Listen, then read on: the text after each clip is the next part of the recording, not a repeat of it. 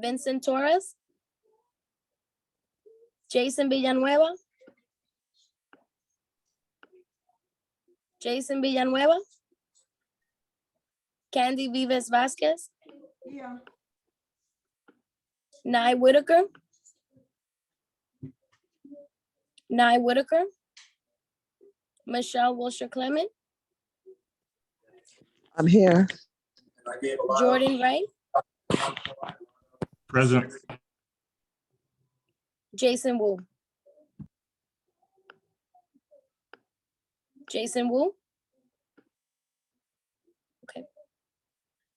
We do not have quorum.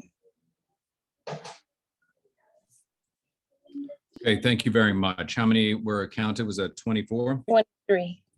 23? Okay, we need 2 more for quorum because we have a current body of about 48 members. So, Okay, let me just go over the. Make it 1. I'm here, John Green. okay, thank you, John.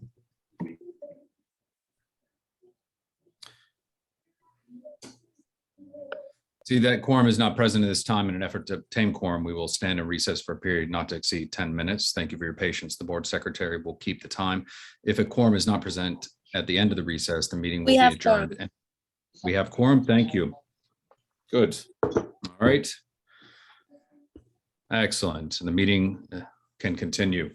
The agenda for tonight's meeting was distributed ahead of time by the board office and was posted online. If there's no objection, we will adopt the agenda as stated. Board members, if you object to adopting the agenda, you may raise your hand through Zoom.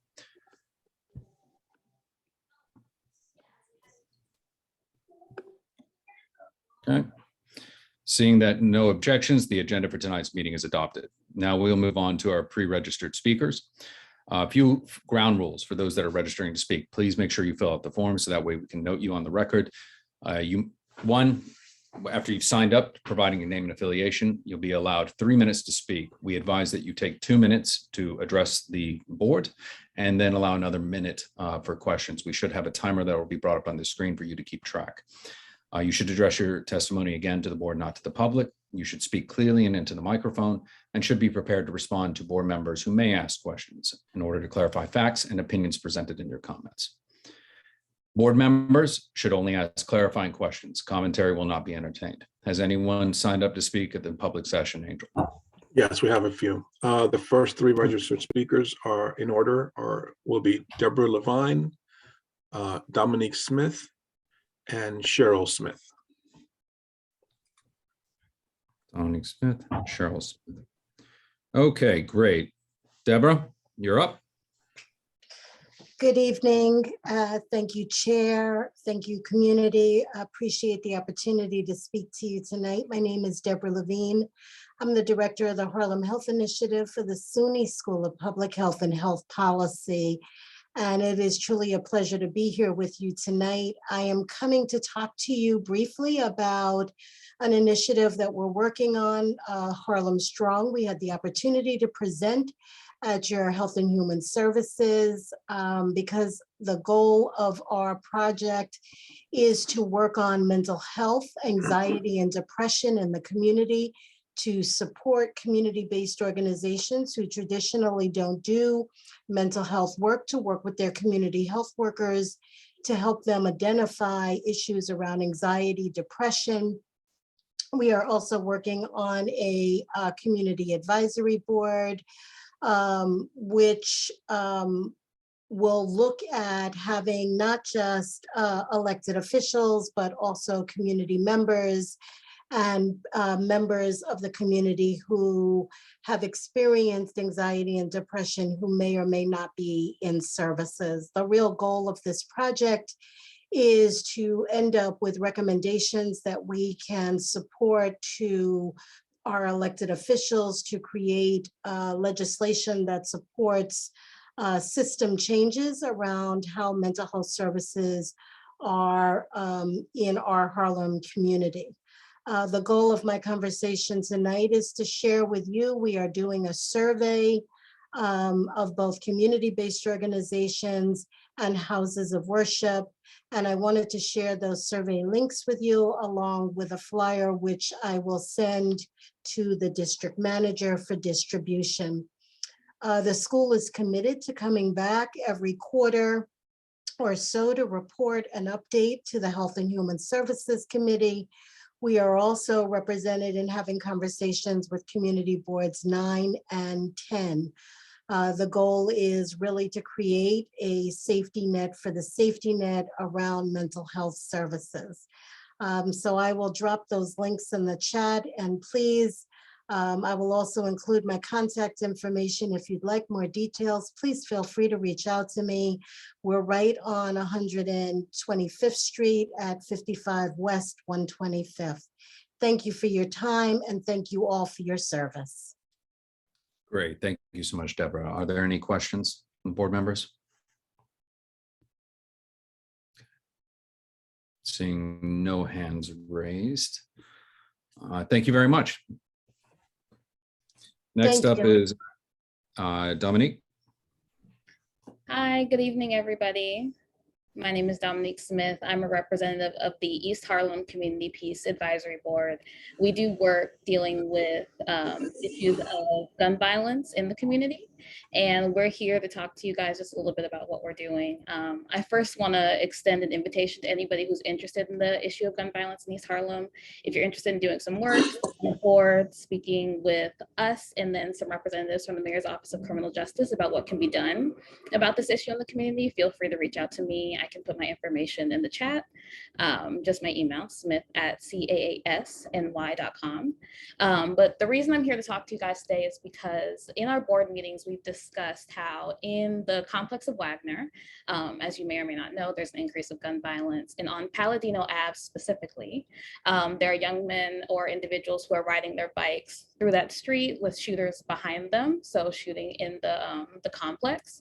And our board had suggested maybe having speed bumps there on Palladino Ave to help slow them down. We tried to bring this up to the Department of Transportation, but they look at things more like stop signs or looking at issues of accidents or hit and runs when they're considering where to add speed bumps. But they don't look at things like gun violence or the increase of gun violence in the area when considering what kind of blockades to put up for safety. And so we wanted to come to the board just to see if we can get your support. Maybe speaking to DOT about thinking of updated ways to address violence in the community, or areas where they can, areas where they can address some of these problems that you guys are having here. So I want to open it up to any questions. I know I talk kind of fast, but I want to get through everything. So if there's anything you guys are interested in hearing about, let me know. Great. Thank you so much. Your contact information, would you please share that with the public? Of course. And Yeah. anyone has questions, please raise your hand from the community board.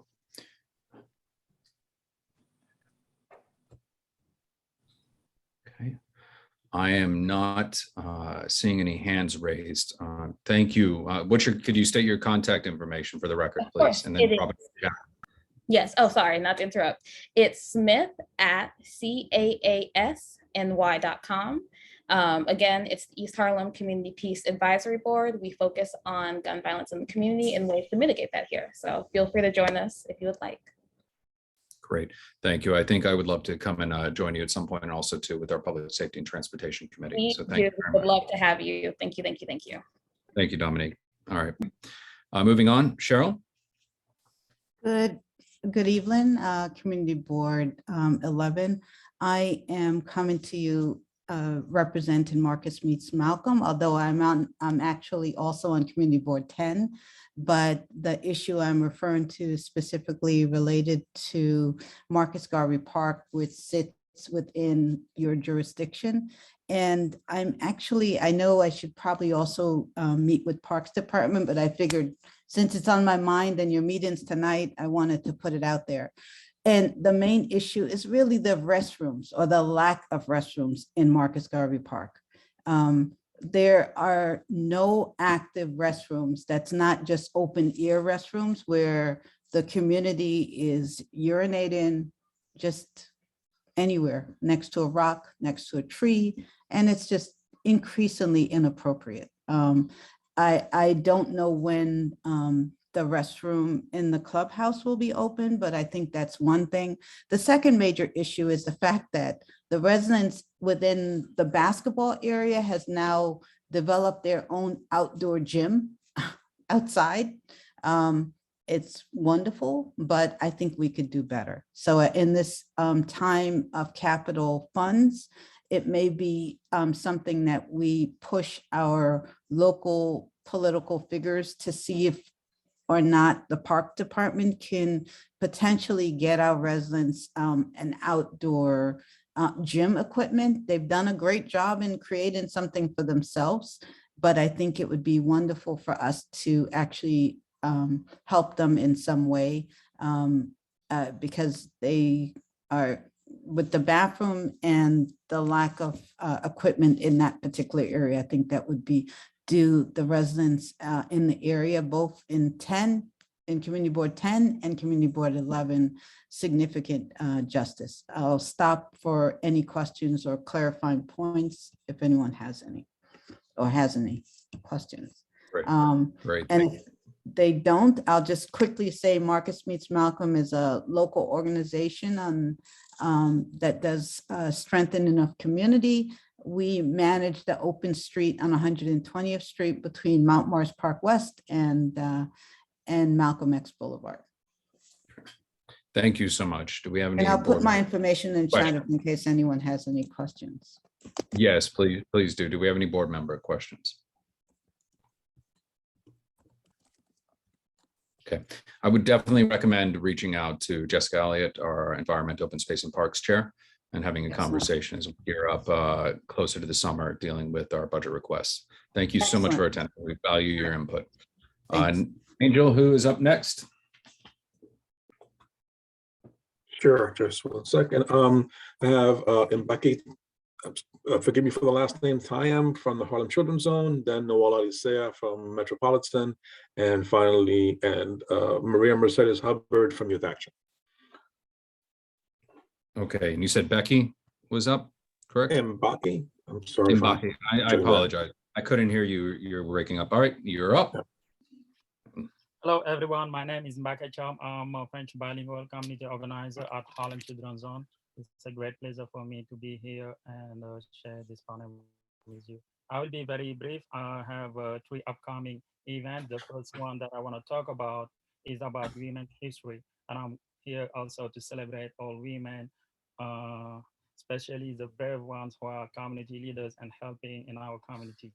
So we have a few events upcoming. Thursday, which is after tomorrow, from 6:30 to 7:30, Harlem Children's Zone will be hosting community members, also community leaders and all women to celebrate about the importance of women's health. That's this Thursday. And on March 31st, which is the following Thursday, we'll be having also a networking dinner and panel and discussion and dinner to celebrate also women and also talk about, the challenges that women are having in our community and how we can do better as men as well as women. So the next thing on my agenda is the free taxi prep that we've been doing since ending of February. It's still going on. So if someone in the audience want to get their tax filed, we are happy to help.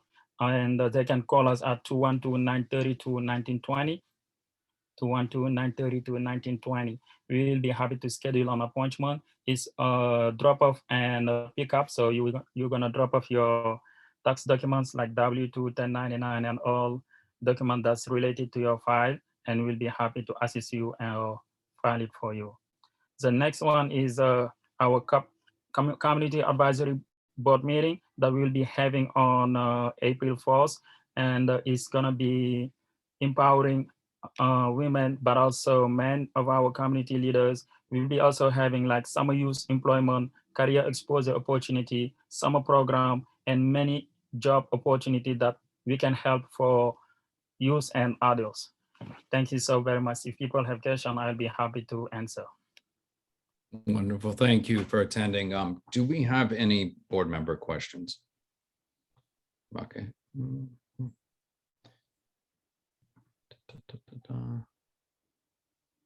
Okay, real quick, Alonzo Johnson. Yes, really fast. Thank you for coming. I just have one. I apologize. I missed some of the information about the events. is there a link, or are these events on your calendar or on a website somewhere that we could see the events that are coming up for the Children's Zone? Could you I have provide your that link? My email is in the chat, and if I have your email, I will be happy to send the flyer. You can scan the QR code and register. Great. And in addition to that, you mentioned the dinner on the 31st. Is that is it a reservation dinner, or do you just need to show up? Yeah, you can show up, but I would recommend you to register. I email you the link. If you email me, my email is emucham@htz.org. And if you email me, I will be happy to reply and send you all the information. And my email is in the chat, by the way. If not, I can read it again. Great, thank you. Thank you very much. Please email the information to the board for the events. Appreciate it. Seeing no more questions, we'll now move on to Noel Alicea from Metropolitan. Noel. Hi, good evening, everyone. Noel Alicea from Metropolitan, your local community public hospital right here in East Harlem. Metropolitan was recently designated a Million Hearts Hospital. This was a designation from the federal CDC and CMS for excellence in preventing heart attacks and strokes. We're very proud of this designation. We are actually only the 5th hospital in the country to receive it. So we're very happy about that. Reminder that March is Colorectal Awareness Month. Screenings are recommended if you're over 45 or if you have a history of cancer. Colorectal cancer is very treatable if it's detected early.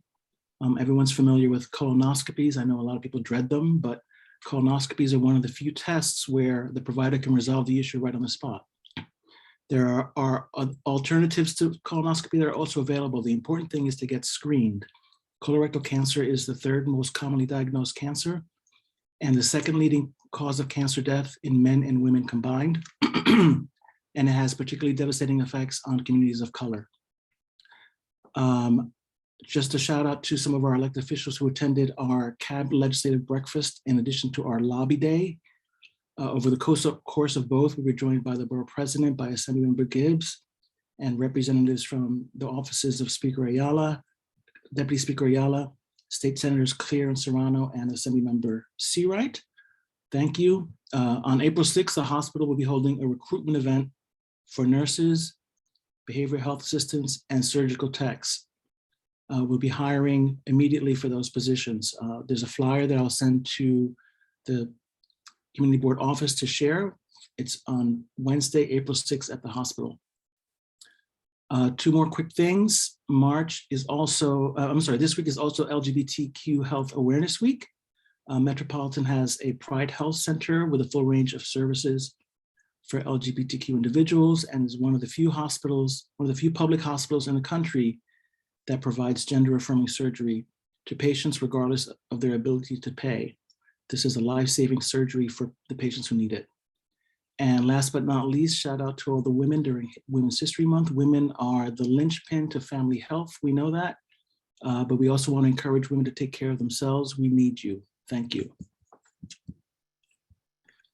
Thank you, Noel. Any questions from our board members? See that there are none. Thank you very much for attending, Noel. Okay. All right. Next, we have Maria. Hi, everybody.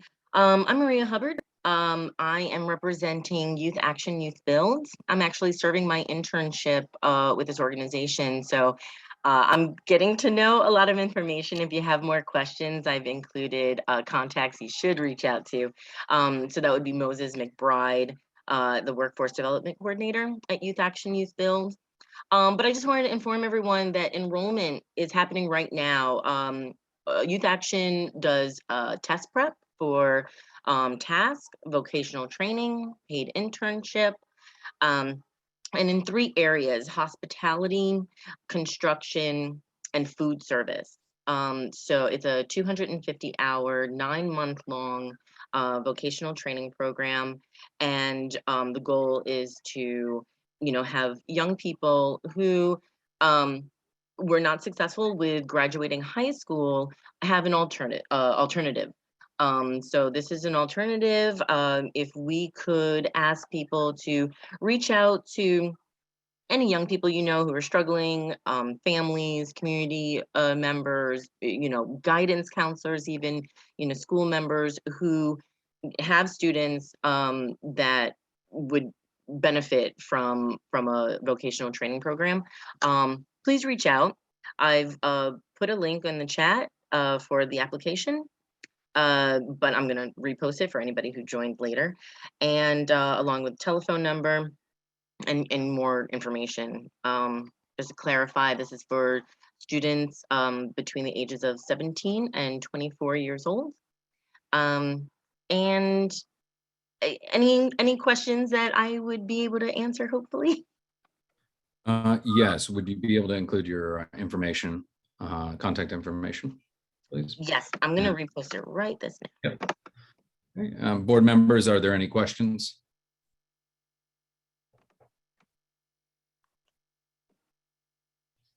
Angela? Thank you, and thank you for coming. My only question is, do you assist with employment upon graduation? Yes, Angela, I actually remember you from last week. You were at the youth meeting, and I heard you speak that. Hi again.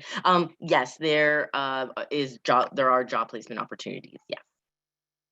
Thank you very much. And additional classes to just have a holistic approach. So financial literacy, job coaching, workplace etiquette, so it's a well-rounded program. Yeah. Sounds terrific. Thank you. Thank you very much. I don't see any other hands from our community board members, and that concludes our pre-registered public speakers. I just want to find out I see a hand up from Shanae Castro. I didn't know if that was an accidental hand or if you're having technical difficulties. No, it was actually a question that I had for Jessica Elliott. Great. I just had a question. Oh, I'm gonna wait. I'll wait. Yeah, what I was going to recommend is that you two can connect over chat real quick. That'll be okay. If you're trying to get connected to a meeting or when our Environment, Open Space and Parks meeting is, you can convey that information. We look forward to your participation. Okay. Thank you. Wonderful. Thank you for being here. Okay, that moves us on to our local elected officials. If you have not already signed up to speak, we ask that the elected officials or their representatives please alert our staff in the chat if they wish to give a report. We ask that any event service literature be sent to our office so that we may post and share it as appropriate. Please keep your report to 3 minutes and to be mindful not to repeat what others have already mentioned. So again, rule of 2 and 1, give your presentation and then leave room about a minute for questions. With that said, who is first up for our elected officials? Angel. Sure. We have Assembly Member Eddie Gibbs. Wonderful. Okay. Well, I'd like to welcome attending his first community board meeting, our Assembly Member Eddie Gibbs. Welcome to Community Board 11. You've got 3 minutes and welcome.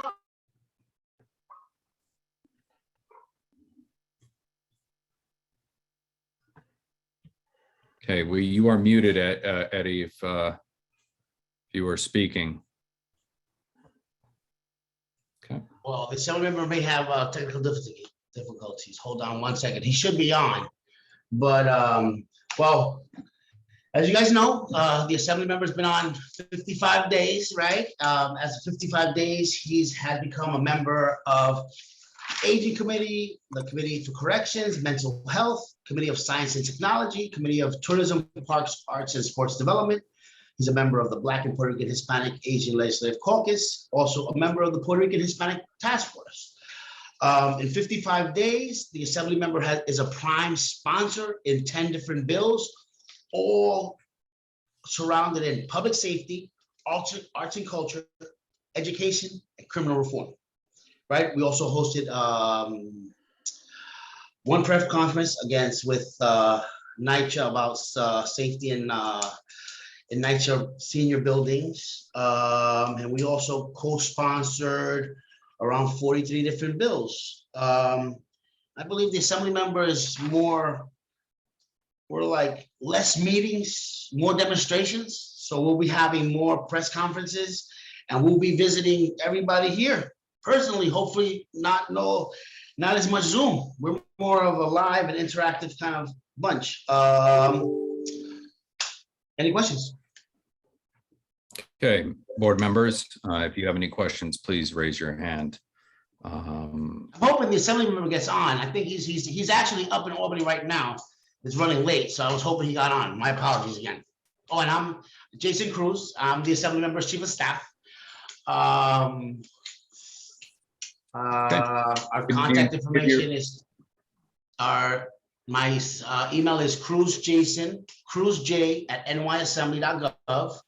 For scheduling purposes, scheduling for amgibbs@gmail.com. I'll post all this in the chat. And like I said, we have a lot of energy. We really want to work hand in hand. We don't do the Zoom too much. We want to do more person to person. So, and again, any questions? Yes, Marissa Mack. Yes, ma'am. Hi, Jason. How are you? How's it going, Ms. Mack? Thank you for bringing the report. I just have a question. I know you may not know specifically all of the bills that you're sponsoring, but which ones, do you know of any that are specifically related to economics, like the quality of life, or what You know, are at least for the Second Avenue subway, there's one that established an economic grant. Because I know in the past, the Second Avenue subway has been detrimental to the small businesses. At least with the Second Avenue subway, we have a bill. We also have authorized the economic development to give preference to any tourism and promotion agencies. We have 2 or 3. I can send you the bill numbers if that's helpful. That would be very helpful. It's a few. Yeah. 43 and 12. So it's a lot. I can say all the details. Yeah. Yes, ma'am. Perfect. Yeah. Thank you so much. Thank you, ma'am. Thank you. With the numbers. Thanks so much. Thank you.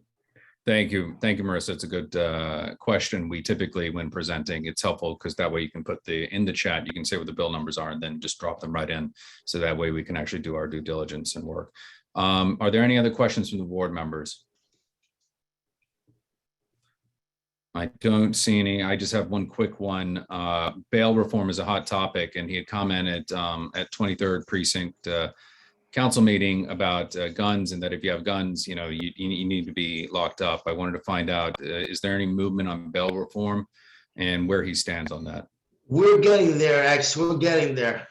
I don't have a definitive answer right now for it, but I give you my word. As soon as we have a specific answer for you, I will make sure you get it. And it'll be clear and concise.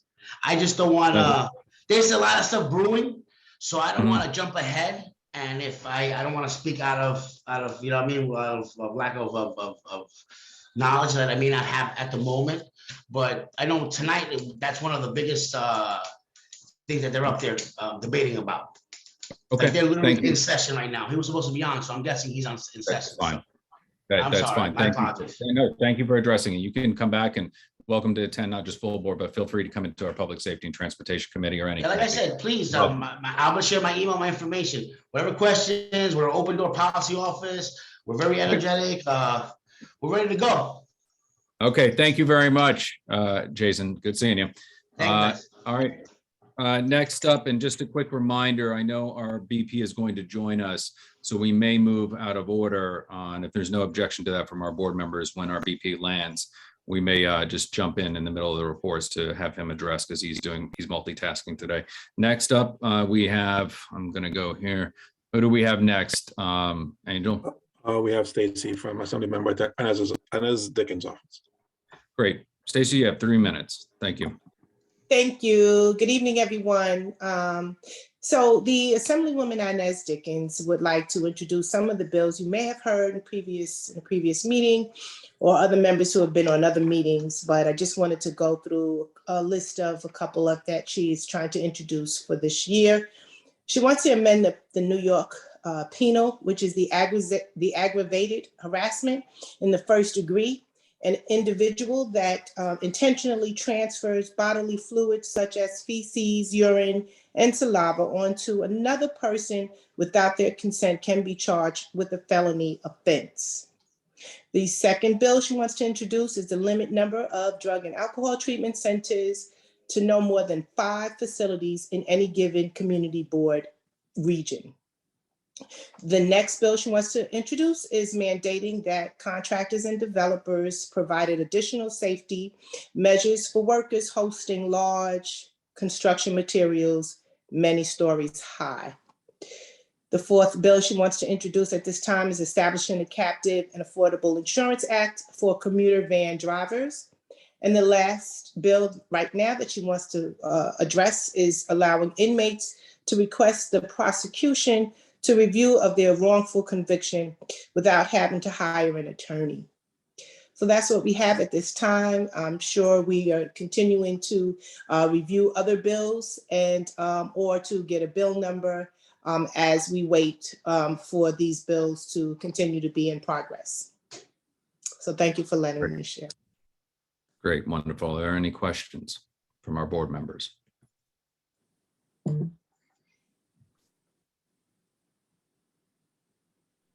Okay, seeing there no, oh, Eva Chan. Eva? Hi, I have a question. It seems that there's a big backlog of cases to review when it comes to the criminal justice system, which causes backlog and people waiting for a very long time to get their trial. So is there a bill in the works to help shorten this waiting period? Oh, wow, that's a good question. And I haven't heard of anything, although we kind of go through the bills kind of weekly, and I haven't heard, but then again, I can check. And if you, I put all my information in the chat. If you'd like to give me a call at the office tomorrow, anytime this week, I should have some information in regards to that. Okay. Thank you. Oh, you're welcome. Thank you. Yes. Okay. All right. Seeing no other hands, thank you very much for attending. Give our regards to the Assembly member. Thank you for inviting me. Yep. The Next up. The next rep is Damaris Vasquez with State Senator Cordell Clear's office. Damaris, you have 3 minutes. Hi.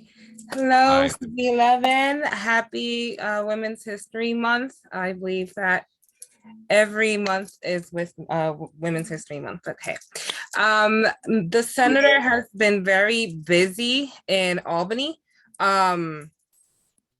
She basically, I'm going to go down a few bullet points of the things she's been doing. Today, the senator was an event supporting, in support of state government, using a portion of the budget to provide permanent affordable housing and housing programs for low-income individuals. The senator has been attending events over the past month, fighting for living wages and benefits of home care workers, especially after all the work they did during COVID, during the pandemic. The senator is also fighting for liquor licenses for small businesses and potentially bringing back to-go drinks. On March 13th, Senator Clear and our office went to 142nd Street to help people who had been affected by the fire of the apartment complex, including getting them out of the cold and finding them a place to stay through the week until plans were created. We even physically went out to portions of the Bronx to meet with constituents and make sure that they were okay. We're still working with them. She's also introduced several bills as a chair of the Women's Issue Committee. The Senator Clear introduced legislation to include penalties on those who engage in human trafficking of those who are mentally disabled, mentally incapacitated, or physically helpless. Senator has been working a lot around the topic of human trafficking, and we will be doing workshops on that in the near future. Information, our office is open. We're attending basically all of our constituents. We are accepting walk-ins, and I'm open to any questions. Thank you. Great. I have John Green. John? Thank you, Xavier. Good evening, Ms. Vasquez. I would like to know, is there any way I can get any information about her ideas on affordable housing in the district? Well, I'll be more than happy to, you have my contact information, but I could always reach out to you tomorrow, and I could work on getting any questions, specific questions you have answered by the senator. But in general, she strongly supports affordable housing. That's her platform. And we're trying to do everything we can, and she's going to be trying to do everything she can in order to keep housing affordable in our district. Okay. Thank you very much. Thank you. Thank you, John. Another question real quick, Beverly Pavone. Beverly? Yes, thank you, Chair, and thank you, Maurice, for the update. I'm also interested, as John spoke on the affordable housing, I wanted to know any proponent of that has to do with home ownership for people of low income, because that's seems to be an issue that's not really addressed a lot, especially for our community. And we know that Black and Latino people have a low percentage of home ownership. And if, you know, within this bill that something is really meaty in it for the people of low income to have home ownership opportunities. Well, the senator's platform on equity, she really believes that home ownership, especially in our community, is very important. I know that she's been working closely with our legislative director and other electives to try to see how could we go about keeping it affordable, but also those who have that own their apartments could keep them. And we do have a task force in the making in our office to address those issues. And she'll be doing a workshop pretty soon. I'll be definitely forwarding that information to Chair Santiago and the members of CB11 as soon as we have dates for that.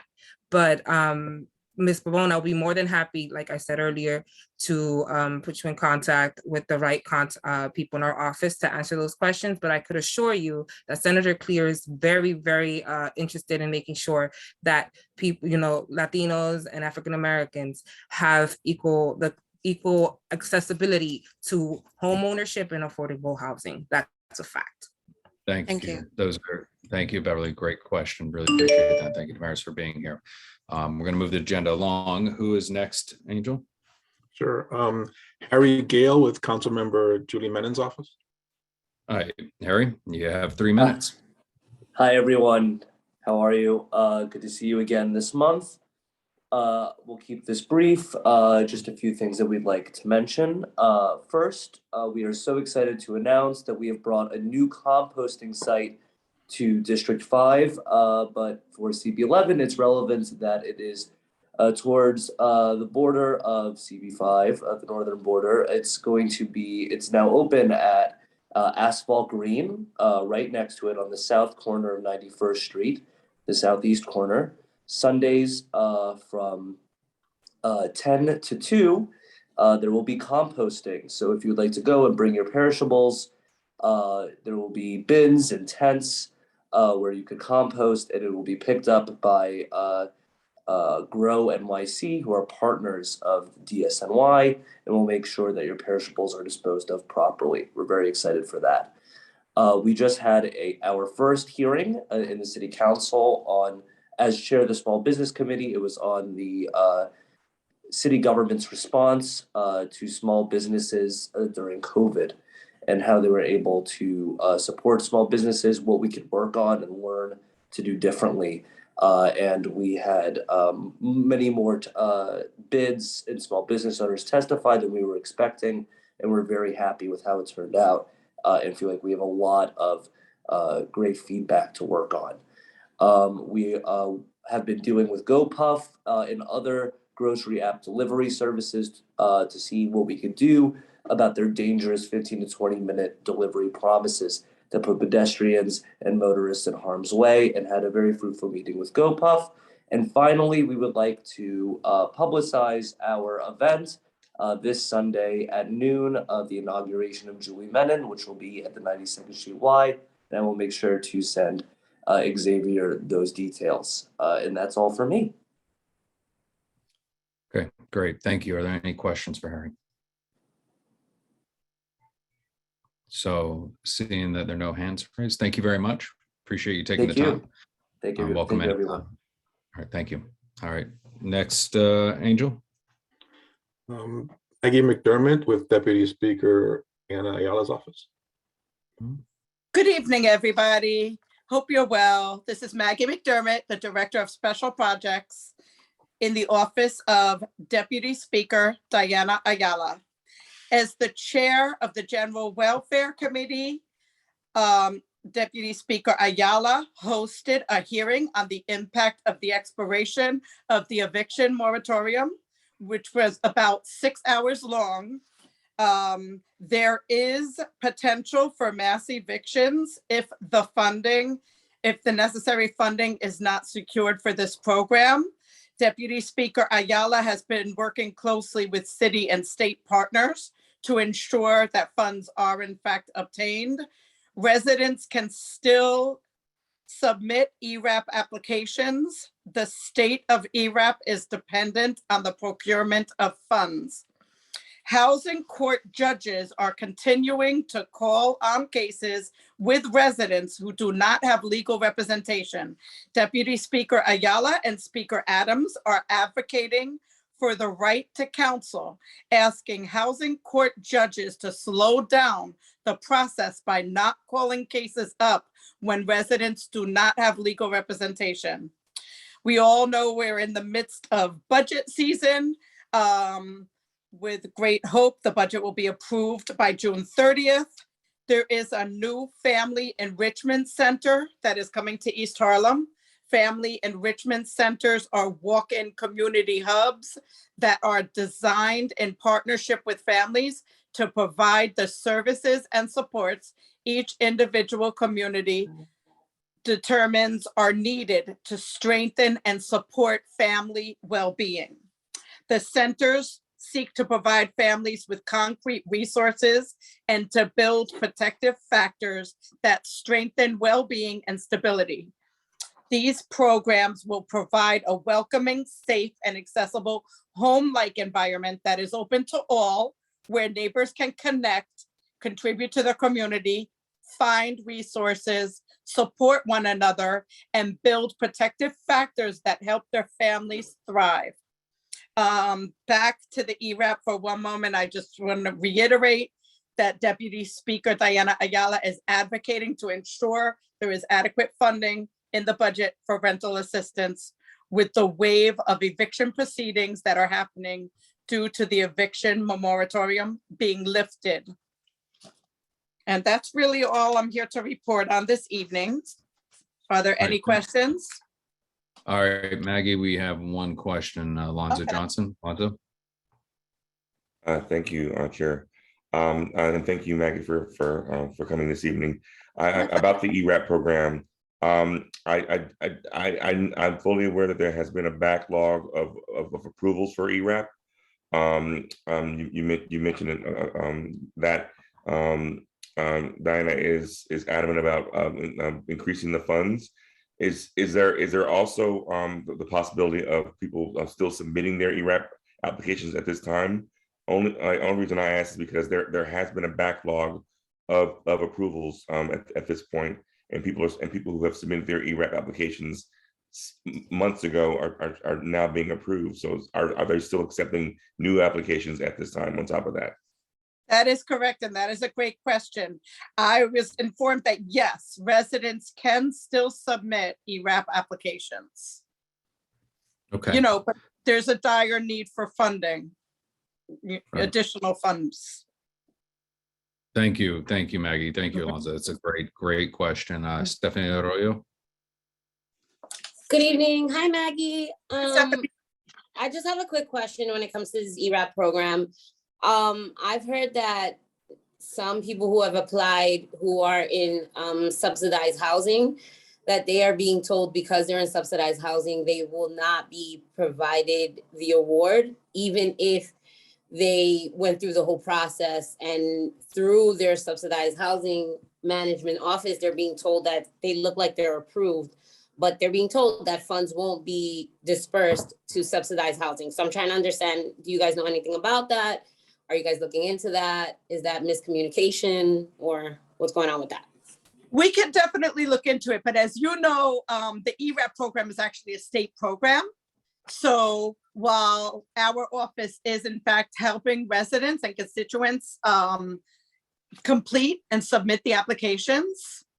I think that inquiry might be better directed towards the state, who might have more in-depth knowledge as how it applies to individuals in subsidized housing. Got you. So I'll reach out to Assembly member and the senator to see if they have any information. But have you guys also heard of that, or is that? Yeah, we're experiencing a lot of complications in regards to the distribution of the funds, if in fact they are approved or the applications being in some state of limbo. So, you know, there are a lot of scenarios, unfortunately. Great. Maggie, if you would kindly get that information over to us as well, so we can go with our housing committee and be more supportive, because again, we don't want people ejected from their homes. Shanae, I see your hand up. We typically, this is for community board members to ask questions. Were you having technical difficulties again? No, I'm sorry. I just I'll had allow a question real quick, little one. Family Because I've got enrichment our centers. The family enrichment centers. What is the difference between that and the community centers, and which areas will they be popping up in? So the Family Enrichment Center will come to the East Harlem Health Hub, the Harlem Health Hub, which is located on 115th Street between Lexington and 3rd. It will be located there, co-located within that city building. That's a great question. Great, thank you. Wonderful. And Shanae, please come to our committee meetings while they're still on Zoom. We have through April 15th, so you can attend. We look forward to getting, that's where we really get into the weeds and get into detail, and when it comes to policy development and position. So thank you so much. It was a great question. I'm gonna go out of order now because I understand our BP, who is with us, has an event. He's multitasking like crazy. So our other representatives from the other elected officials, if you can just stand by, we will circle back to you. Thank Borough you, President Mr. Chair. Levine, are you ready? And I'll try to be concise, and I'm grateful for the accommodation. It's a crazy night. It is wonderful to see all of you here at CB11. This is such a high functioning board. It's a pleasure to come. Can't say that about every board, but we won't name names. Happy Women's History Month. I will follow up with one clarification on the excellent discussion about ERAP. I am pretty sure that ERAP works for NYCHA residents. At least I've seen discussion of that. So we'll try and triple confirm that. But I do think that all tenants qualify. But there's another really urgent pending issue on this, which you touched upon as well. The fact that in housing court, the number of cases of eviction cases is rising now, and it's begun to outstretch the resources of the tenant legal aid providers. So I'm really proud to have passed right to counsel for tenants in housing court. And now we are seeing that right being undermined because there are some cases where there's no lawyer for the tenant. And what we have, I've written a letter to the Office of Court Administration. We are demanding that no case move forward if the tenant doesn't have a lawyer. We want the docket to be slowed down so that the right to counsel can be honored for every tenant. This is, by the way, a nightmare scenario we've been warning of for months as we were staring down the expiration of the eviction moratorium. So we're continuing to push on that and to fight for more money in the budget to expand the number of attorneys available. But really that's a long-term proposition. And immediately what we need is no case to move forward. Judges have that authority, and we are demanding that they exercise it.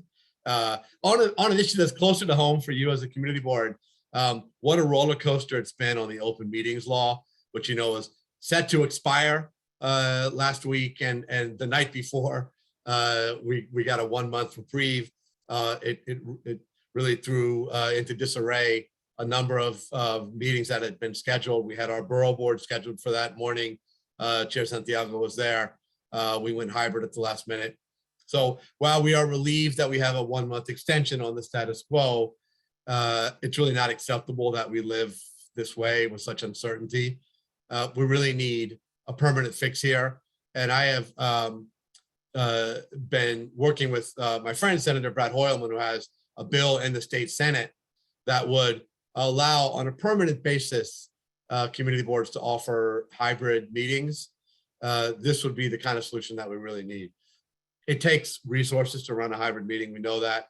And so we're also pushing to make sure that boards have additional resources to help with staffing and technology to do that well, to do it right. But it really is a better solution. And we're continuing to fight for that. In fact, all 5 of us as borough presidents from all 5 boroughs are getting ready to issue a joint statement in support of this. So stay tuned for that. Yes, even Vito Fossella, a Republican from Staten Island, he's actually very much part of this push. But in the meantime, we are preparing for the worst case scenario that I think I'm getting some feedback. Thank you. That if this emergency order does expire, as is currently scheduled to do on April 15th, that we have guidance for you on how to handle this. So we sought guidance from the city's law department, and we've received a response with quite detailed information on how you can conduct your meetings if the worst case scenario happens and the open meetings law expired. And we passed on a letter to all of you, I think it was dated April 8th. And so I won't go into the details, but just some of the big picture there. If it allows you to conduct hybrid meetings, but anyone who's voting has to be in person. This is not ideal. This is the guidance if the open meeting law reverts to pre-emergency. You can do hybrid and have the public come to Zoom or whatever, but people who are voting have to be there in person. There's also rules about how you deal with vaccine screenings and mask requirements. Short version, you as a board can't enforce those. You cannot enforce those, even though it's good public health. But a venue you book at would be able to screen for those things. So more details in the letter I sent. Happy to talk more, but I'll leave that there. Speaking of public health, I have been focused on this as we've seen a wave hit Europe. The COVID wave has hit Europe in the last couple of months. We've seen consistently, particularly the UK has been New York City's COVID twin. And when a wave hits London, pretty much 4 weeks later, it hits New York City. And so we've been watching closely cases, the wave they've had in Europe. And in fact, we are now seeing cases rise in New York City. Not explosively, but up about 50% in the last couple of weeks. So we actually launched a plan. I released a plan through my office last week through our COVID recovery task force, led by our COVID recovery czar, Alton Bonilla, who you all know well. That what was really a 5-point plan to help us stay safe now as we face a possible next wave, with the goal of keeping this recovery going. In fact, we call the plan, stay healthy to stay open. We can keep this recovery going, we can, but we do need to take smart public health measures. And our number one recommendation was we have to push booster shots more. We are behind as a city on booster shots. We're only at 36% citywide of people in the city have got the booster. Unfortunately, there's a lot of inequality, and East Harlem is even farther behind. I don't know the number offhand, but it's below 30%. So we have to do work to push booster shots. A majority of people who got their first and second shots just haven't gotten their booster. These are not anti-vaxxers, right? They've gotten their first and second shots. They just haven't gotten around to the booster. So we want to communicate now. Let's be safe. Let's protect ourselves in case there's another wave. Let's everyone get their booster. And CB11, you've been so great throughout this whole pandemic. It'd be helpful to have you delivering that message in the community as well, in advance of a possible another wave, which we certainly still do have a chance to head off. I've made a big push on subway safety. We are pushing for screen doors to be installed on subway platforms. This is in use all over the world. They're in place at JFK Airport, at the AirTrain. We want them in New York City subways so that people can't be pushed, so that people can't fall, you can't drop your cell phone, no trespassing, etc. And we coordinated a big campaign. I'm really thrilled that both of your local council members, Deputy Speaker Ayala, Councilmember Menon, joined us in this, and we won a victory. The MTA has now conceded they're going to do a pilot with 3 stations. They're going to install screen doors on the subway platform. We want them to do a lot more than 3. Right now, they're doing Times Square, 3rd Avenue on the L, and 1 in Queens. There are plenty in East Harlem, which qualify for this. We want to push for them to be in the pilot phase. We want to make darn sure that as we extend the 2nd Avenue subway, that this is built into the design from the beginning. It should have been part of 2nd Avenue, the first 3 stations. It was axed at the last minute. We want to make sure this is part of every new station we own. So I think I'm going to pause there because I know you have a lot of people backed up to speak. Mr. Chair, if there is time to address questions, I'm happy to, but if you're tight, I'm happy to cede the floor as well. We could take Marissa Mack and Eva Chan quick. So great. And Jessica Morris, those will be our 3. So Marissa. Yes, hi, good evening. Thank you so much, Borough President Levine. Thank you for all the work that you are doing within the community. Just 2 questions for you, specifically one around what will happen, and I also posed this at our executive meeting, just to ensure that we have, and I think you mentioned that we have a process in place if we see any attrition due to coming back, not necessarily for all board members, but that if people leave, we are able to quickly fill those spots with new members so that we can vote accordingly and have quorum. So just realizing that, if we come back and there may be people that are just like, look, they're not ready to come back or they don't feel comfortable in coming back, that we then move quickly to say, I appreciate that point. And it's something we should be prepared for. I neglected to mention what really is the most important topic tonight, which is community board applications. And very relevant to your topic because it's happening now. We hit it out of the park. Manhattan had almost 900 applications. This is one of the highest in the history that we've been able to see going back in Manhattan. So kudos to all of you, to the spirit of civic energy here in our borough. And we're now going to start the interview process. All of you should have, any of you who reapplied should have gotten an email about that. A little different from recent years, we are asking everyone to go through the interview. It's a very easy thing. It's a Zoom. It's you have multiple days, a wide variety of days and times to choose from, and you have a little small group exercise. Some of you probably went through this as new members, but we're doing it a little different. We're asking everybody to come back just because we want to have an even playing field, and we're getting to know everybody throughout the borough. So watch for that. My wonderful director of community affairs is here, so she'll correct me if I'm wrong. I believe the first interview day is Friday, and we'll be playing out over the next 10 days, 2 weeks or so. Do I have that right, Tricia? Yes, I do. You can nod. I see you. Tomorrow is actually the first day. Oh my gosh, thank you. That's why we have you here. Tomorrow's the first day. Thank you. And going through the next week or 2. So stay tuned for that. But Marissa, you're right. If there are vacancies, we'll need to find ways to fill them. But now that we're doing our renewal process, the timing's pretty good. If God forbid, the worst happens and we lose members, but we'll stay on top of that. Thank you so much for your question. Perfect. And I'm sorry, I just have one other question, and not so much a question, but we had a great presentation earlier this week from one of our fellows, interns, in regards to MTA, the 2nd Avenue subway, and some of the things that the community needs to do as and just want to put out there, if there's any way for us to connect as a board with you on the great presentation that Emily gave, kind of outlining some of the tasks and possibly a task force around ensuring the businesses in that area are okay. We would love to do that. Thank you. I would love that.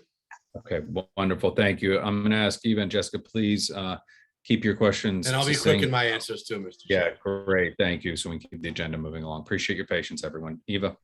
East Harlem continue to run the risk of having residents being displaced due to high rent. So we are continue to be restricted to reserve only half of our affordable housing to local residents. Is there any pathway that you see that we can further advocate to increase this limit, especially when Second Avenue is coming, people's risk of displacement is even higher now. Well, it's such an important point. And for folks who don't know, when you have a lottery for new affordable housing development or just units becoming available, 50% of the units, there's a preference for residents of the community board. It's great. It is under threat in court. There's a very aggressive effort to even roll back that 50% allocation, let alone increase it. But under, I believe, spurious grounds, they're actually claiming it's a civil rights violation. We probably don't have time to get into it. So I think, honestly, it's going to be hard because we're trying to cling to even the 50% rule under real pressure in the courts. But I tell you what, because you asked, I'm going to look into this and find out the status of the court case. And maybe there's good news there and we can be more ambitious. So, but I'm definitely with you on the goal. Okay. Great question, Eva. Great question. Jessica, your question. Thanks, Xavier. Thank you, Representative Levine, for joining us. The question I have, it's a bit rhetorical, but to plant a bug in your ear and pose an ask with regard to, I'm sure you may be familiar with our two open streets over the course of the pandemic and what a boon they've been to communities like East Harlem and throughout New York in providing a place for activity and gathering in a safe way. The past couple of years and with the former borough president, Brewer, had a number of conversations in a preliminary way about the potential for an open street along FDR northbound from 96th Street to 125th Street. Technically, there is precedent for it at the state level, but it would require an enormous amount of not only community-based support, but also political will. So how do you feel about an open street on FDR northbound from 96th to 125th? And would you entertain some conversations about that before the deadline on April 29th? That is one of the most well-informed questions I've heard in a while. First of all, Jessica, I love open streets. I think the more we can create open space in crowded neighborhoods, it's good for public health, it's good for community building, it's good for safety. It's just a win on multiple fronts, and we were able to open a number in my council district when I was in the council. Boy, the idea of using the FDR as recreational space is exciting. I can think of some political and logistical complications that I'd love to talk through it with you. I would love to engage.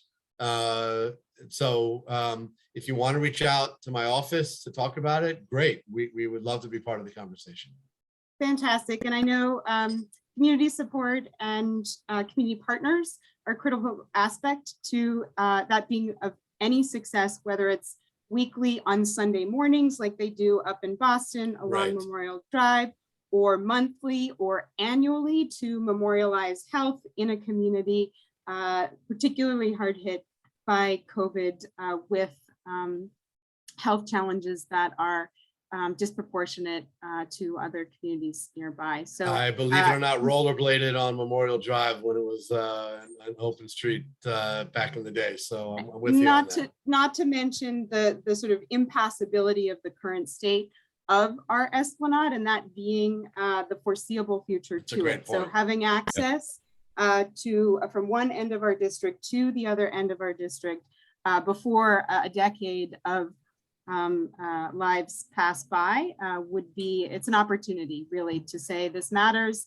connecting with our Metropolitan Hospital, our Uptown Grand Central, and everywhere in between. It's not impossible. So hopefully I will reach out and gather the support needed to approach you as getting on board with approaching DOT to approach the state to all figure out how we can collectively get together and find a way to get some shots in arms while getting some exercise and fresh air and reconnecting to our community, hopefully this summer sometime. Thank you. Thank you, Jessica. Right, thank you. Thank you, Borough President Mark Levine. I know you got other meetings to do. Thanks, CB11. Great to see all. Great question, Jessica. Look forward to all of us working to that. Have a good evening. You too. Angel, let's revert back to our elected representatives. I saw we lost two, so trying to keep this moving. Who do we have next or still with us?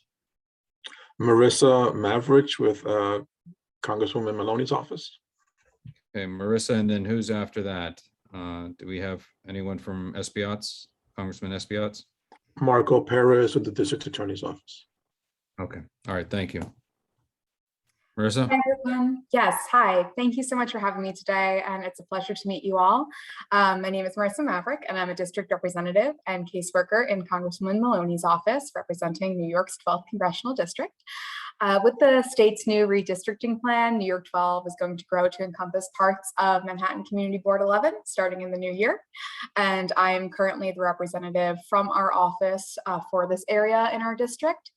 So I don't have a full report today, but I really just wanted to come on, introduce myself, and provide you with our contact information to open the line of communication with our office. So you can reach us by telephone at 212-860-0606 or by email at urgentny12@mail.house.gov, both of which I will provide in the chat for you. So thank you so much for having me. Great, thank you very much. Do we have any questions for Marissa? Okay, seeing none from the board members. Thank you very much for being with us. Great, I see we have, who's next, Angel? Marco Perez with the District Attorney's office. Hello, everyone. Good evening. Marco, you got 3 minutes. Go ahead. Thank you, Chair Santiago. Good evening, everyone. My name is Marco Perez Jr. I've officially been named the East Harlem Community Coordinator at the Manhattan District Attorney's Office. Two things I would like to share with you all are two up-and-coming programs that the Manhattan District Attorney's Office is having for youth. One is known as the Manhattan District Attorney's High School Summer Internship Program for 2022. It teaches high school interns civic engagement, leadership skills through workshops and through mentorships. We have two virtual sessions there, one from July 5th to July 29th. The second virtual session is August 1st to August 26th. The deadline for this application is this Friday, March 25th at 5 p.m. Please feel free to send me any list of names that you have youth who are applying to this program. I will share my email in the chat and share the flyer with the members of CB11. As well, the secondary program that I would like to reference is our Gun Violence Prevention Fellowships of Summer 2022. The Manhattan District Attorney's Office will be looking for 2 fellows to participate in this fellowship, in which these 2 fellows will be working on a potential policy pitch to the DA in terms of addressing gun violence within our Manhattan borough. And for that as well, I will share the flyer and the link for those both applications, as well as my contact information if anyone has a list of names for that fellowship as well. It is a pleasure to meet you all. I'm happy to be connected with all of you and really just addressing public safety within East Harlem. Okay. Thank you very much, Marco. Do we have any questions from our board members? Okay. Seeing no hands raised, thank you very much for attending. Who do we have next, Angel? Nina Norwood with Congressman Espaillat's office. Okay. I thought I saw her name earlier. Wonderful. Nina, the floor is yours. 3 Thank minutes. you so much. Can everyone see me and hear me clearly? Yes, we can. Okay, great. Thank you. Good evening, everyone. My name is Nina Norwood. I am the Deputy District Director for Congressman Adriano Espaillat. So I definitely have some mentions I would like to present to the board in this evening's meeting. The very first one is a very important one. Congressman Espaillat helped pass an $11.5 million funding in community project funding that has been previously fought to secure for New York's 13th congressional district. So we're very happy about that. This funding, included in the appropriations government funding package, responds directly to some of the most pressing needs in Washington Heights, Inwood, Harlem, East Harlem, and the Bronx. So you're all definitely encouraged to go on to the Congressman's congressional website. You can go on to his media section of the website. There is a full list of how this funding was allocated. I would like to highlight just one in respect to my 3-minute time limit. I would like to mention the $1.5 million for the Charles B. Rangel Center for Infrastructure Workforce Training that will train for construction and operations across multiple infrastructures, such as transport, energy, communications, water and wastewater, food, and health in built environments, which emphasizes on digital skills for advanced forms of project management, system supervisory control, and operations management. So we're very happy about that. The goal is to, of course, to train and prepare women and men in our district and underserved communities for meaningful jobs and long-term careers. So we're very excited about that. As I said before, you can go onto the Congressman's website for the full list. The next I would like to mention on yesterday, which was Monday the 21st, the Congressman participated in a PPE giveaway with Deputy Speaker Diana Ayala. We were on 103rd Street and Lexington Avenue, where PPE was passed out to constituents walking through the intersection. So I would like to definitely give a very big shout out to Deputy Speaker Diana Ayala's team for helping us with that. For that, it went really very, very well, and we will be doing more in the future. Also, the Congressman had a virtual IRS meeting with some IRS representatives to address and answer constituent questions about the upcoming 2021 tax filing season. So the Congressman was joined by Carolyn Singh. She's the IRS Officer for Legislative Affairs, and Ms. Basaida Bailey. She is the Manhattan Tax Association office representative. So to view that event, you're welcome to go onto the Congressman webpage and you can view the event in its entirety. It was a lot of great information shared for anyone who had questions about it as far as the child tax credit or what have you. So it was a very, very good meeting, and they shared a lot of good, valuable information for constituents. Next, in honor, of course, of Women History Month, we know everyone's been doing some great things. The Congressman definitely has been recognizing exceptional women in our district and our community throughout the entire month on his social media platforms. And I think I mentioned on a previous meeting that the Representative Ppe Giveaway has a link on his congressional webpage where the community is encouraged to nominate phenomenal women in our district and in our community that should be recognized for their hard work that they do. So as we said before, we're every month, but with this being a special recognition month, we are trying to gather as many exceptional women as we can. The form is very easy to fill out, basic information about yourself, basic information about the nominee and why you want to nominate them. And you're also encouraged to upload a photo of your nominee as well. You also can go on to the Congressman's Twitter feed to see a lot of the nominations and a lot of the ladies that were mentioned on that as well with the hashtag Women Who Lead. So I would like to close with saying that our office is open for constituent assistance. We are taking walk-ins Monday through Friday from 9 a.m. to 5 p.m. But if you have a need to make an appointment, please definitely do so. You're more than welcome to do that as well. We handle, of course, all issues from housing, immigration, IRS, Social Security, and also a very special edition, which is Veteran Affairs. So I will put all that information in the chat. And unless anyone has any questions for me, that will be the conclusion of my report. Thank you so much, Chair. Thank you so much, Nina. Appreciate you having him here, and look, please let the Congressman know that we welcome him to attend. Thank you so much. But at least while we're virtual, I see one, I got time for one question. Michelle Wiltshire Clement. Michelle. Hi, yes, thank you so much for your presentation. I just would like to find out some information. You said that money has been provided or won for gaining training for different construction, energy, as well as possibly higher level positions where it might be managerial.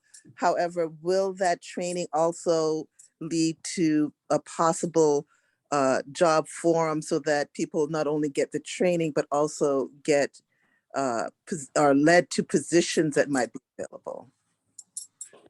That is a very good question. Thank you so much for adding that on the end. Yes, absolutely. One of the main goals with this is to prepare people. So you want to prepare them and also give them the resources to take that preparation and move on to the long-term careers that can provide a better quality of life for our constituency. So along with that, we're going to have, of course, resources. The Rango Institute is very big on that, where people can not only gain the training that they need, but know where to take that training in order to put it to its most use. So that definitely is something I'm very glad that you pointed that out, because without coming together, you can issue all the funding that you like, but if the resources is not there to execute it on the next level, then we're kind of spinning a hamster wheel, so to speak. So yes, we will definitely work to provide our constituency also with the direction of how to go about gaining those very high level and employable jobs. Wonderful. Great question. I give time for one more and then we're jumping into our business session. Jason. Thank you, Chair. I just want to make a recommendation to the young lady. Reach out to an organization in East Harlem by the name of Positive Workforce.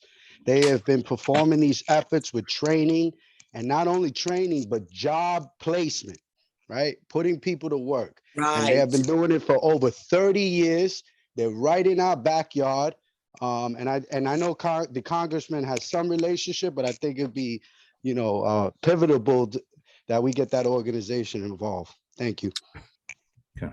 Well, I want to thank you very much really quickly for that mention. Yes, we are familiar with Positive Workforce. We do have a relationship with them, and we'd be more than delighted to bring them on board for this extraordinary leap forward for our constituency. Absolutely. Wonderful. Cool. Thank you, Jason. All right. With that, thank you very much, Nina. That concludes our elected official reports. We're going to move into our business session now. Quick reminder, everyone, for the members of the public that are still with us, that the business session is for board members to conduct business. So good. All right. The minutes from the last full board meeting were distributed to board members ahead of time by the board office. If there's no objection, we will adopt the minutes from that meeting. Board members, if you object to adopting the minutes, you may raise your hand through Zoom. Okay. Seeing no objections, the minutes from the last full board meeting are adopted. They will soon be available on the CB11M website. On to the chair's report. I'll try to keep it as brief as possible. But before I jump in, I want to say thank you everyone for being here. We will unless they extend the EO another month, we will most likely have our full board meeting in person in April. I am very excited to see all of you in person, but again, most of your meetings for the month of April will be virtual. Kind of opening up with a bit of a sad note that many of you may have heard that we lost a longtime community member, the famous Puerto Rican photographer, Hiram Meristani. His work's been featured at the Smithsonian and all over the world. An incredible ambassador for this community and for Puerto Rican culture. I attended the ribbon cutting along with Angel Muscane and a walk through a river crossing in 1952 First Avenue. It was a former Mitchell Lama. And through our advocacy and work with the council member, we were able to get the massive renovations. The TA leadership get huge props for their work. We also, I recently attended, not last Friday and the Friday before, a vigil for the stabbing victim over at 117th and 3rd Avenue at the McDonald's. We've been having a lot of violence in the community, but I joined fellow community members from GOSA and SAVE and partners up in the Bronx. Again, all over the community attending community precinct council meetings. And I implore all of you this, as we get closer to summer, as much as you can do, get involved. I'm looking forward to seeing many of you come out and hopefully we'll be safe in doing so. I will keep it very brief so we can get our agenda pushing forward. One final note as we move into our agenda, I would like to remind everyone that I will be bundling like last month. Many of our committee report, for example, licenses and permits. If you have 2 motions that are before, just to keep things expedient because we have to go through a roll call vote. And if you have no action items before us, I ask that you give us the highlight reel, top 3 things you're working on or have done. And that's it. That concludes my chair's report. We will now see if, Angel, do you have a district manager's report? I do not have a report this month. Thank you very much. And thank you for joining me over at River Crossing. Do we have a treasurer's report, Jason? Not a formal report, Chair, but just to give notice to the board, our district manager has already submitted for discretionary funding to our local officials. Our chair has been lobbying hard for that type of support. So I just ask that our board support the efforts that are being brought forward. You can contact me direct for more conversations in that matter. Thank you all. Thank you, Jason. Do we have a secretary's report? Hello, good evening. We do not have a report this month. Okay. Thank you. Thank you very much, Giselle. All right. All right, next we have first up our licenses and permits. Adem? Hi, everyone. Or no, housing. Sorry. Stand by. Housing, we have up John Green. Thank you, Chair. Good evening, everybody. John Green here. The minutes, basically the minutes I have not finished yet, but when they'll be available by next week, and they'll be for informational purposes only. We had a spirited meeting this month, but there are some other items that we'll have to work on in April, but there's really basically for informational purposes only. Thank you. Thank you very much, John. Are there any questions? I don't see any. Okay, good. Next committee. Okay, now you're up, Adem. Okay, great. Good evening, everybody. Just so we're clear, we had 2 liquor license applications go to executive, so I will be covering those later in the meeting when we get to that. So to dive right in, the first liquor license application we had was an approval for the application of MFG Enterprises Corp. Doing business for Armoni for a class change to a full liquor license. Item 2 was an approval for the application of Disfruiting LLC doing business as Allison for a class change to a full liquor license. Item number 3 was an application for Edge Holding Group LLC doing business as Pickney Lane for a new full liquor license. Item number 4 was an approval for the application of El Nuevo Carabino doing business as, well, the same name as I just said, to renew a full liquor license. Number 5 was to a motion to approve the application of Mi Patria New York City Latin Fusion LLC doing business as Tapas on Lex to renew a full liquor license. Do you want me to just do we're doing the street activities together too? Yes, please. Yes, I want you to do them all together. All right, yep, I'll keep going. So then, now that was it for liquor licenses. We'll go to item 6, first street activity permit, TD5 Borough Bike Tour, street event, May 1st, 2022. Committee recommended to approve that application. Item 7, Cinco de Mayo Fiesta, street event, May 8th, 2022. Committee recommended to approve that application. Number 8, Governor's Parent Association Block Party, May 11th. The committee recommended to approve that application. And finally, number 9, Remembering Our Loved Ones Block Party, May 14th. The committee recommended to approve that application. Wonderful, thank you, Dem. Jason, you have your hand up. You have a question? No, Chair, I'm ready to motion. Okay, so if there are no other questions before this body with their licenses and permits, I'm just going to read in the committee's recommendation. I will read in just in the interest of time, read in the application number for those that are new. I will read in the address. So to adopt, the committee recommended to approve license number, a class change license number 1267889.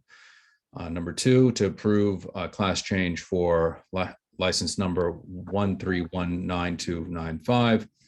Item 3, to approve a new full liquor license for a restaurant located at 1694 Park Avenue, New York 10035 and 119th Street, and that is the Edge Holding Group LLC doing business as Pickney Lane. 4, approve the application to renew full liquor license application number 1308794. Number 5, approve the renewal of a liquor license number 1318442. Down to our events, number 6, TD5 Borough Bike Tour, number 623944. Number 7, application number 620530. Number 8, application number 626877. Number 9, remembering our loved ones, which was 616178. With that, I will entertain a motion to bundle all of these. Jason? And a Motion to support the committee's recommendation. Okay, thank you. Do I have a second? I have Nilsa, your hand. Yes, I second. Okay, thank you. Please call the roll. Giselle, if you're ready. Jose, yes. Jose Altamirano, Yes. Leroy Aldino, Arroyo Stephanie, Yes. Eric Alcancela, Adem Brija, Yes. Eva Chan, Yes. Diane Collier, Yes. Carlos Diaz, Angela Donadell, Yes. Jessica Elliott, Yes. Elsie Encarnacion, Judith Fabaro, Yes. Roger Flores, Osendi Garcia, Yes. David Giordano, Present. John Green, Aye. Robert Harvey, Jada Heredia, James Horton, Yes. Alonso Johnson, Yes. Robin Krinsky, Yes. Marissa Mack, Yes. Patricia Martin, Yes. Malik McCullough, Yes. Jennifer. Okay, thank you. Jennifer Meyer, Yes. Jessica Morris, Yes. Nelsa Orama, Yes. Beverly Pavon, Yes. Andrew Padilla, Miguel Baba, Shirley Peña, Yes.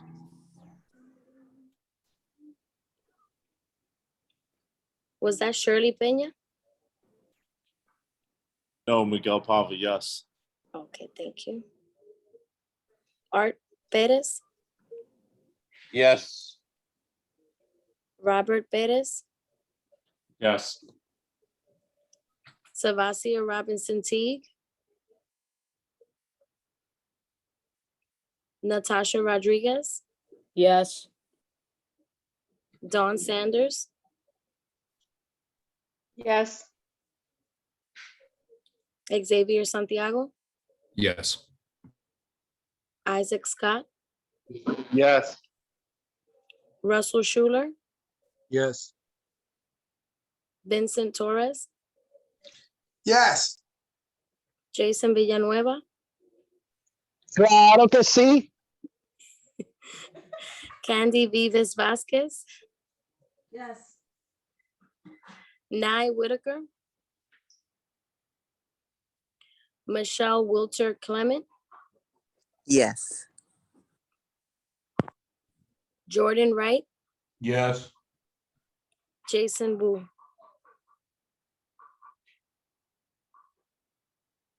Okay, thank you.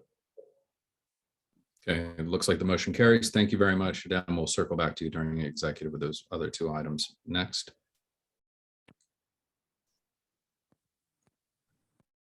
Okay, Jessica Elliott, Environment, Open Space and Parks. Thank you, Chair. Hi, everyone. Hope you're all doing well and staying healthy. The minutes are available. Some of the highlights from Environment, Open Space and Parks Or Richards Playground is starting renovation according to Department of Parks and Recreation.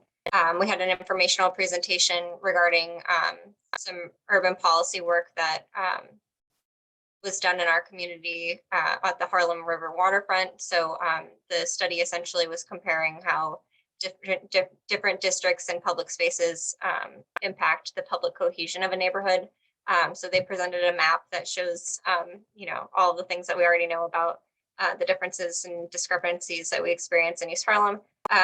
So their goal is to translate discrepancies into policy action. So we're going to continue to work with them. We had a committee review of the preliminary budget register, and we voted to respond with a focus on environmental justice, structural racism, and equitable funding, park health and safety, comfort stations and tree maintenance.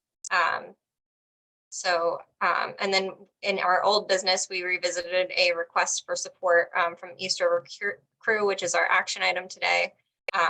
The motion was, I guess I can read it here, to support the request by East River Crew for CB11 to endorse the restoration of the boat launch at East 96th Street on the East River Esplanade and its inclusion in the Economic Development Corporation / Department of Parks and Recreation Master Plan for the East 94th to 107th Streets, including 1, preservation or rebuilding of the platform on the water side of the railing to its current dimensions and access to the platform at its current elevation, 2, return or replacement of the customized skate in the railing created and installed by East River Crew, and 3, if the master plans encroach on the platform, to include changes to incorporate it so that can be re-implemented.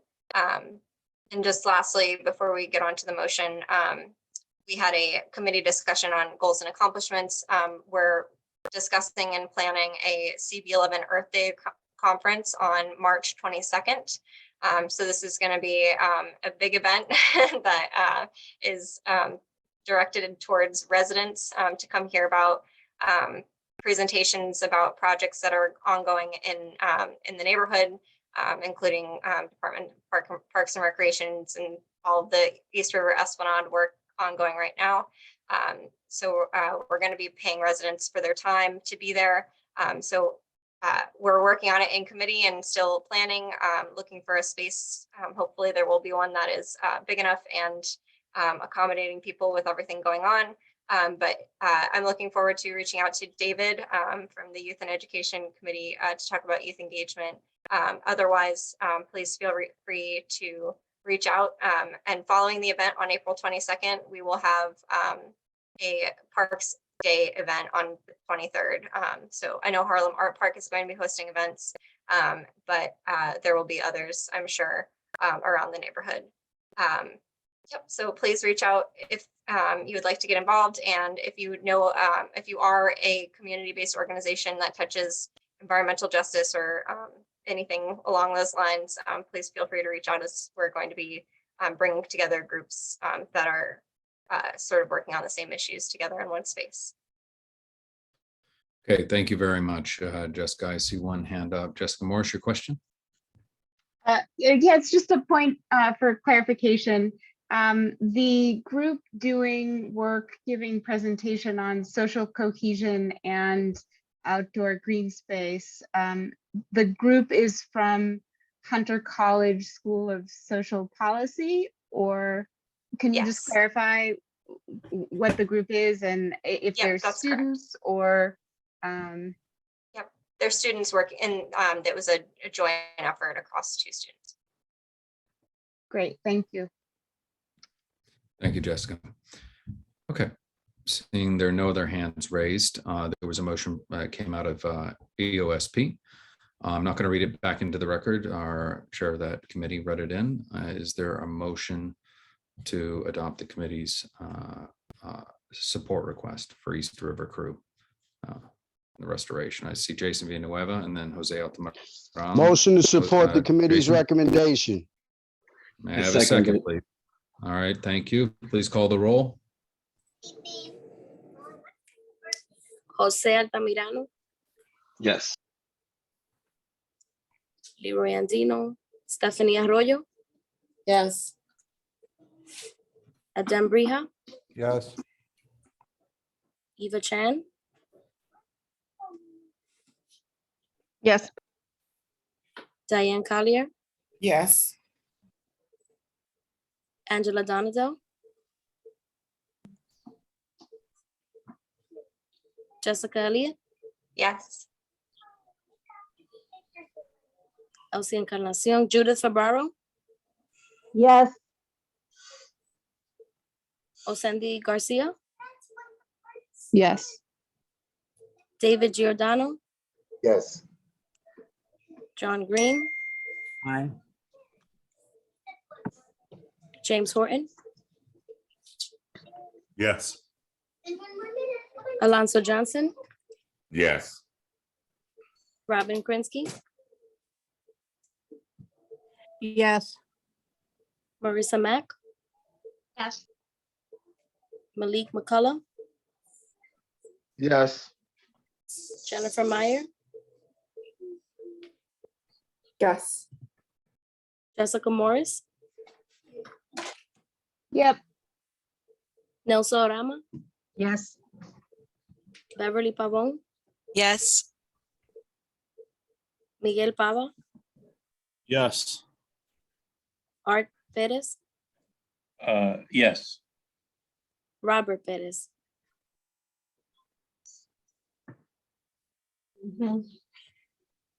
Natasha Rodriguez, Yes. Dawn Sanders. Giselle, you forgot to call me Patricia Martin. Oh, I'm so sorry. Hold on, let me see. No worries. Patricia Martin. Okay, what's your vote, my love? Yes. Okay, thank you. Miguel Pava, Yes. Art Perez, Yes, again. Robert Perez, Sylvasia Robinson Teague, Yes. Natasha Rodriguez, Yes. Dawn Sanders, Yes. Xavier Santiago, Yes. Isaac Scott, Yes. Russell Schuler, Yes. Vincent Torres, Jason Yes. Villanueva. Okay, I got you. Jason Villanueva, Yes. Candy Vives Vasquez, Yes. Nye Whitaker, Michelle Wiltshire Clement,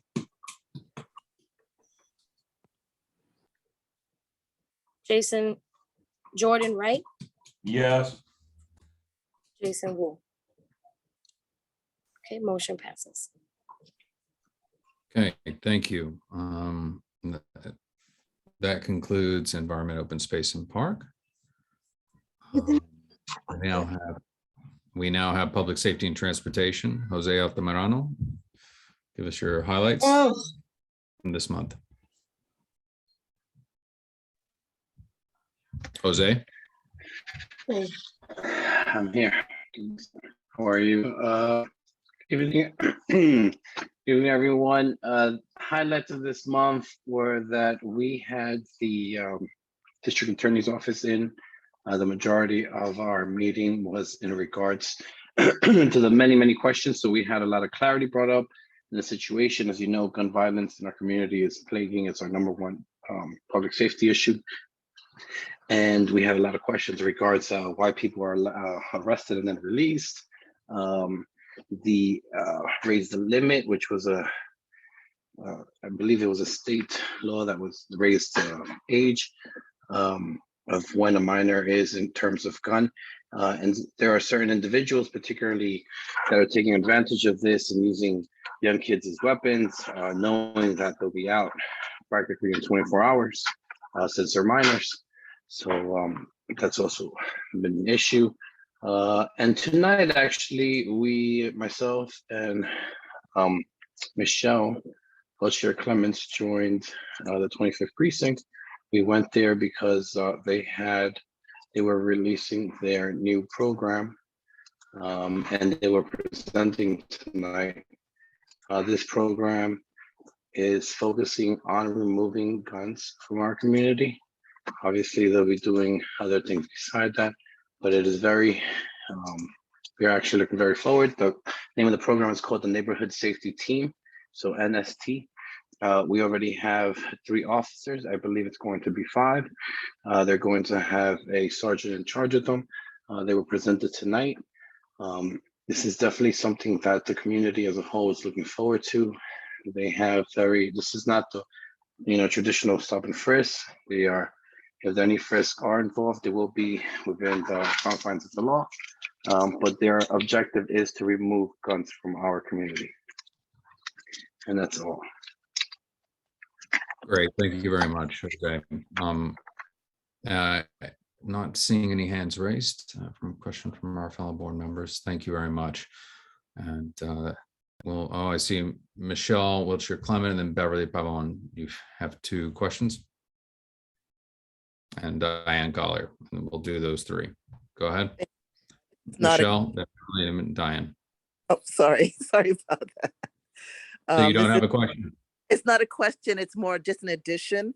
While we were there, 2 guns were removed off the streets. And I just thought that was something that we want off the streets, and having it done in real time, I just thought was a very positive and forward moving thing. I just wanted to add that. Thank you, Michelle. Beverly? Yes, my question is, would these officers how would they be identified? Or is there any type of identification that they are part of that group, that part of that program? I believe the Neighborhood Safety Team is a plainclothes group. But they will have body cams. They will have body cams. The vehicle they're driving will have dash cameras on. How will they be identified? Sure, if I understand that exactly, by someone, or how will they identify themselves? No, I thought I'd seen something on the news that that they would have some type of logos across their chests or something like that, identify them as part of this new group, and they weren't going to be in plain clothes. No, they are. Just hold on, Jose. I'm going to interrupt. I attended the 23rd. Yes, they do have identifying markings on them, including on their back where it says NYPD. They have their little logo, and they have their cameras situated squarely at the solar plexus. Okay. Yeah, it's not going to be the traditional NYPD uniform, but it also won't be plainclothes. Okay. Okay. Thank you. Thank you, Diane, and then Stephanie, and then we'll move the agenda along. Diane? So Jose, was there any discussion about PSA 5 as to how they were going to handle NYCHA? No, this was a 2/5 precinct meeting. I know, but that they had nothing to do with PSA 5, so they didn't mention it at all. Oh, they didn't mention that. It's the same thing, Xavier, when you went to the 2-3, they did not mention anything about NYCHA, given that a lot of incidents happened there. The 2-3 was the first to get its neighborhood safety team, Diane, and the PSA 5 meeting happened, I believe, during executive. So I was unfortunately not able to attend that because I was chairing executive. I will follow up and make sure they give clarifying remarks. But what was relayed by, I think it's Captain Obey, is that they are working in tandem to facilitate that interaction. That's our understanding, is that they are going to work just like they always have, and when it comes to communications. But I will get we can get a more detailed response for that and have that come back. And I'm sure they'd be more than pleased to come to public safety and transportation. Sorry to jump on that, Jose. I just wanted to, because I was aware of the 2-3. Last question, Stephanie. Hey, Jose, thank you. So you said there was 3 of them, but there should be a total of 5 officers, 1 sergeant. Is that only for the 23, or is that how That's it looks? That's for the 2-5. That's for the 2-5. So does the 23 and the have 2-3 also has a separate unit? Do they have the same amount of officers and one sergeant? Is like that's the idea of every. The ratio should be the same. It's like 1 commanding officer to a smaller group. Typically, It's a commanding officer to about 18 officers, but will be a more, since it's a more focused group, it'll have, a smaller number of officers. I'm not sure exactly how many because they're still in the process of interviewing, and they explain the process is very in-depth of how these officers go through the training they go to, and it has to be approved on various levels of the NYPD. Gotcha. And so I don't want to I guess repeat Diane's question, but I guess I didn't understand. So PSAs are also having this team as well, right? Or we don't know? I'm not aware of that. I know the 2-3 and the 2-5. I am not sure about the PSA. I can look into it. Gotcha. Thank you. We'll get back that information. I'm going to move the meeting along. Now, do you have a quick question? I just wanted to add that I was at the East Harlem. PSA 5, I'm sorry, not PSA 5 will have their own. I just wanted to add that I was at the Union Settlement East Harlem Community Alliance meeting on Thursday morning where the leaders of 2-3 and 2-5 both spoke, and they spoke very much about the collaboration with their counterparts at PSA 5s and also just the other corresponding precincts, so the 2-8, the 3-2, et cetera. So there was a lot of conversation about how they are collaborating and speaking and meeting and sharing information, not only with their NYCHA counterparts, but other counterparts across the NYPD, including I asked about Metro North, I asked about the transit police, and they actually gave a very detailed presentation on Thursday to the East Harlem Community Alliance, which was hosted by Union Settlement, about how they are collaborating across jurisdictions with their fellow precincts and NYPD leadership. So just wanted to add that. Okay. Thank you, Nye. Thank you. And we'll continue to follow up. And these are great questions and part of our work. So with that being said, that we'll close out public safety and transportation. Thank you, Jose. And thank you, Michelle. Now we have up human services. So Nye, you are up. If you want to give a little bit of your highlight reel, and then we'll go right to the motion. Hey guys, please forgive me. I am work, but I wanted to make sure that I hopped on to make sure to update you about what the conversation and this decision making was at this month's Health and Human Services meeting. The primary agenda item had to do with our motion, which was made by Robin Stration for a renewal for 12 months to extend Community Board 11's resolution requesting a moratorium on the siting of any new drug rehabilitation, chemical dependency, or treatment centers within Community Board District 11. And the motion was seconded by Eva Chen and approved unanimously. And I just wanted to call on the board to please join us in a vote to support the extension of this resolution. We do know that as Community Board 11, we are dedicated to helping all those in our community who are in need of services, and we have for many decades provided more than our fair share of services and sightings without any additional support or funding from the local, state, or federal government. But at this time, given that there will be an expansion of needs based on the pandemic, and that we know that the city has continued to cut funding to crucial programs, New York One did a in-depth investigative journalistic report saying that the city has cut 21% of their mental health beds and services. And we know that there's been an uptick in needs of mental health services, in needs of drug rehabilitation and maintenance services, in needs of homeless services across our communities and more. We think that it is appropriate to extend this resolution for another 12 months in order for our community board to continue to have these service providers come before us to present what their services are, what portion of their services is delivered to our neighbors in East Harlem, what portion is delivered to those outside of our communities, and how we can identify our good partners to amplify and make sure that they continue to get funding, and how we can identify those who may not necessarily be good partners and engage in a dialogue to bring them up to par.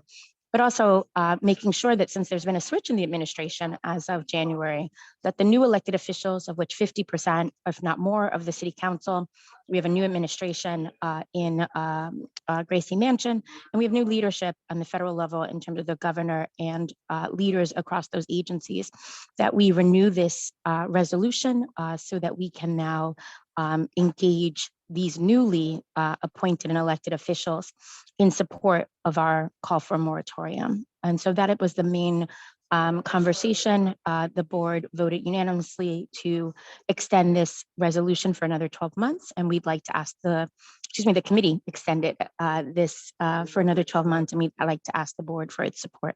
Thank you. All right, thank you very much. Do we have any hands raised and questions? This was passed over a year ago. None of the language has changed, it's just extending it.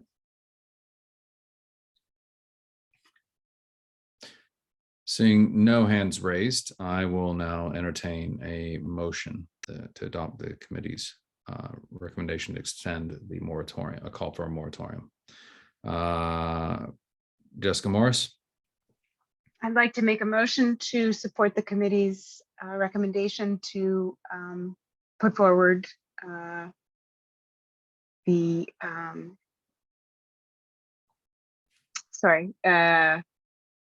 put forward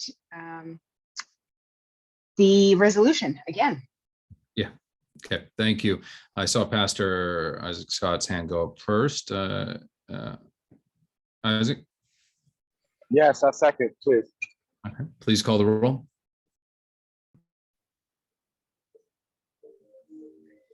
Okay. Jose Altamirano, In favor. Leroy Andino, Stephanie Arroyo, Yes. Adem Brija, Yes. Eva Chan, Yes. Diane Collier, Yes. Jessica Elliott, Yes. Judith Fabaro, Yes. Excuse me, you passed me. Angela Donadell, Yes.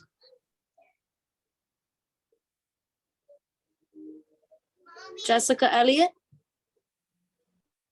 Yes. Elsie Encarnacion, Judith Fabaro,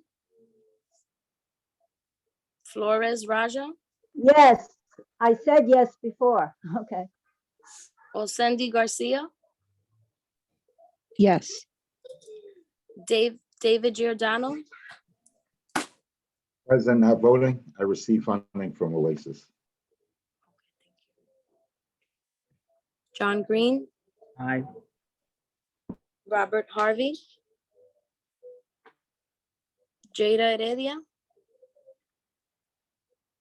James Horton, Yes. Alonso Johnson, Yes. Robin Krinsky, Yes. Marissa Mack, Yes.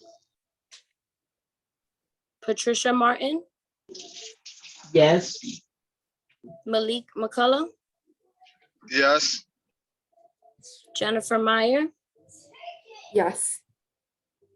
Jessica Morris, Yes. Nelsa Orama, Yes.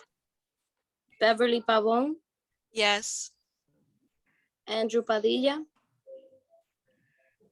Miguel Pava, Yes. Shirley Peña, Art Perez, Yes. Robert Perez, Yes. Savasia Robinson Teeth, Yes. Natasha Rodriguez, Yes. Dawn Sanders, Yes. Xavier Santiago, Yes. Isaac Scott, Yes. Russell Schuler, Yes. Vincent Torres, Yes. Jason Villanueva, Yes.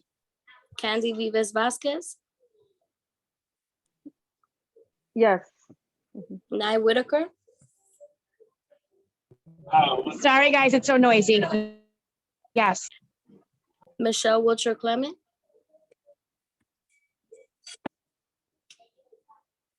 Jordan Wright, Yes. Jason Wu. Motion passes. Great. Thank you very much. And thank you, Nye. We'll move the agenda along. Economic development and culture. Marissa Mack, if you give us your highlights from this month's meeting. Yeah, thank you so much. So quickly this month, we had a presentation from the Classical Theater of Harlem. They presented before and just very happy that they have been able to keep in contact with us and in constant communication. So they will be having programming in Central Park as they do every year coming up in July. And this year we have actually connected them to apply for summer youth employment so that individuals from this community and kids from this community can use them as a platform to work. So they have started that process already, so we're very happy about that. In addition to connecting with summer youth employment, they are also going to have pop-up shops that will be available for vendors throughout the entire Harlem community. So that's going to look like a rotation of vendors throughout the month of July within their space. So not only will people be able to go and see a show, but they'll also be able to shop locally from vendors within this community. So that is in the works, and we are continuing to talk about that, but just very happy about the partnership and how they've been engaging with our community. So that is that's happening with Classical Theater of Harlem. We also had a presentation from Bella Caracas from Atera Kitchen. So they are going to be taking over the space of Hot Bread Kitchen, for those who are familiar with that space. Somewhat similar of what you would call like a ghost kitchen, or a space where people can come and cook and rent space, you know, to be able to sell their items and cook on a bigger scale than you would if you were at home. They are a for-profit, so it's not a non-for-profit organization. They are for-profit and have different funding tiers, but they seem reasonable. But again, I am not in that space, so I don't know. But the CEO is very open to connecting with the community and speaking with people who are interested in baking and cooking and using their space. They are also currently right now having a cohort or 2 cohorts that are coming up for people that are interested in connecting and working through their culinary skills, and there are a number of different offerings that they have. So that is the second presentation that we had at our meeting. Third presentation came from our chair, Xavier, on a proposed theater district, and just kind of bringing light to the fact that a lot of you know, money does go to Broadway and off Broadway downtown. When we have a lot of talent here, we have a lot of space within this community that can be used that is currently not being utilized to the max. We do have a lot of programming here, but I think that has to do with, you know, just getting people here, right? And getting people to say, okay, yes, there's more past the Guggenheim. And so Xavier brought that to light. I think that's something that he's working on with Senator Serrano. So there will be more information surrounding that. And then last but not least, this was not a presentation item per se, but we are working with legal aid, Jason Wu, and a few people on his team to bring forth an offering for small businesses to answer questions about commercial leases and what that looks like now, you know, especially in light of everything that's going on with businesses. Everything is all over. And so we will have this offering with CB10 has said yes so far. We're waiting for 9 and 12. But if not, we'll be moving forward to offer this in April. So we will pass the information around. Union Settlement will also be a sponsor as well as Harlem Parks Park. So we are working on that offering for April. So please tell small businesses. The flyer is currently being created and we will pass that around. So thank you. Any questions? Wonderful. Thank you, Marissa. Are there any questions? Okay, seeing that there are none, thank you very much. Marissa, appreciate it. Okay, up next is youth and education, which had to action items. So David? Good evening, all. Good to be in space with everybody. This is East Harlem Squares, and as we begin, we had quite a busy meeting. I will kind of stay to what the motions and the resolutions were because they're kind of in depth as well. So in first, we had Principal Dr. Hernandez present at the committee meeting in regards to seeking additional funding from any resource, but also for letters of support from Community Board 11 to have new safety doors put into the school. So the school is a 1925 school. It was built. It does have a lot of, it's a strong old building. You know, our old buildings are strong, but sometimes we don't always do the best job of updating and keeping them within line. So Principal Hernandez gave a wonderful report and presentation in regards to the need to have safety doors put in. Those are the doors that would open and close if there was a fire or smoke was spreading, and it was a way to prevent the smoke from spreading. And he kind of used the example of what happened up in the Bronx recently with the fire, where many families were lost, and some of it could have been prevented because of the smoke not being able to spread, but because the smoke spread where doors could not close properly. Additionally, I want to say in 2018, we unfortunately did have a fire at the school, and luckily the room was contained. Nobody was hurt. We evacuated the building and everything worked smoothly. However, it's never a problem if something goes wrong. So Principal Hernandez has asked for a letter of support to receive funding or to find funding sources to put in new safety doors and to replace the doors that go up and down the steps. What was great, we had one of our board members, Natasha Rodriguez, that was a student at that school several years back, who attested to the fact of the doors.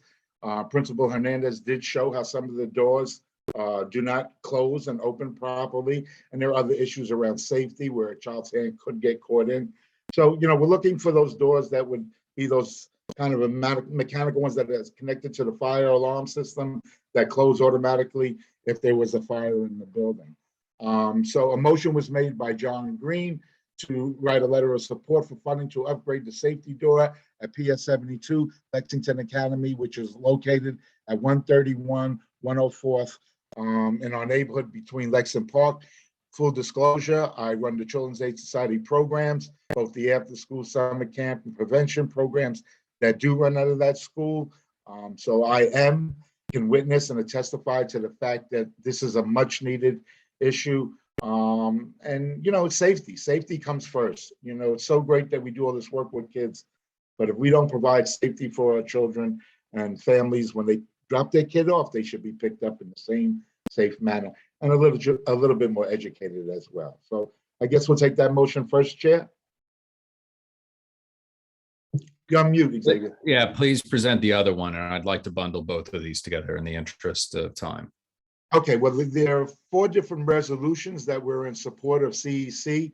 We did have some discussion at the previous board meeting where I talked a little bit about the introduction of them. They were presented at the full board, at the full committee, past committee by CEC President Calara Salas.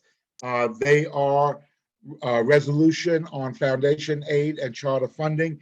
We talked a little bit about the funding and the disproportionate amount that's being budgeted for charter schools, which is about 40+%. However, charter schools only make up 13% of our youth in New York City. So it's a great disparity. The other is the resolution of New York City school governance. So this is interesting. There's a 3-year extension that was supposed to be in the budget. They tried to extend it for another year. However, right now it is not on the budget, but we are still requesting as part of this resolution that there is greater CEC representation, that the parents are represented as well on this, the controller's office sits on this, and that the mayor does not have total control of the schools. Again, it's not going to be in the budget, but we're still pushing the resolution. The other resolution, oh God, I hit the wrong button here. Oh, these computers. Resolution to support legislation to protect the charter cap. So right now, there's discussion about expanding charter schools. There was a law in 1998 which set the cap. Recently, a Senate bill also to restore the cap and not allow other charters in at this time. We are also requesting that the Regents Board be the only charter authorizer so that nobody else can just come and open up a charter school and say, we're authorizing the school, that they are the entity, and that there remains a cap of charter schools in New York City at this time. The last resolution is a resolution for universal child care, in which child care will be free like public schools for all children in New York City. We also, in an addendum, the committee asked that in support of the resolution with an addendum so that universal child care will be available all day and operate up until 6 o'clock. So if you don't know, if you're in a DOE school and you have a 5-year-old that's in pre-K, a 4-year-old in pre-K, and you have a 7-year-old that's in second grade, the second grader can attend the after school till 6 o'clock.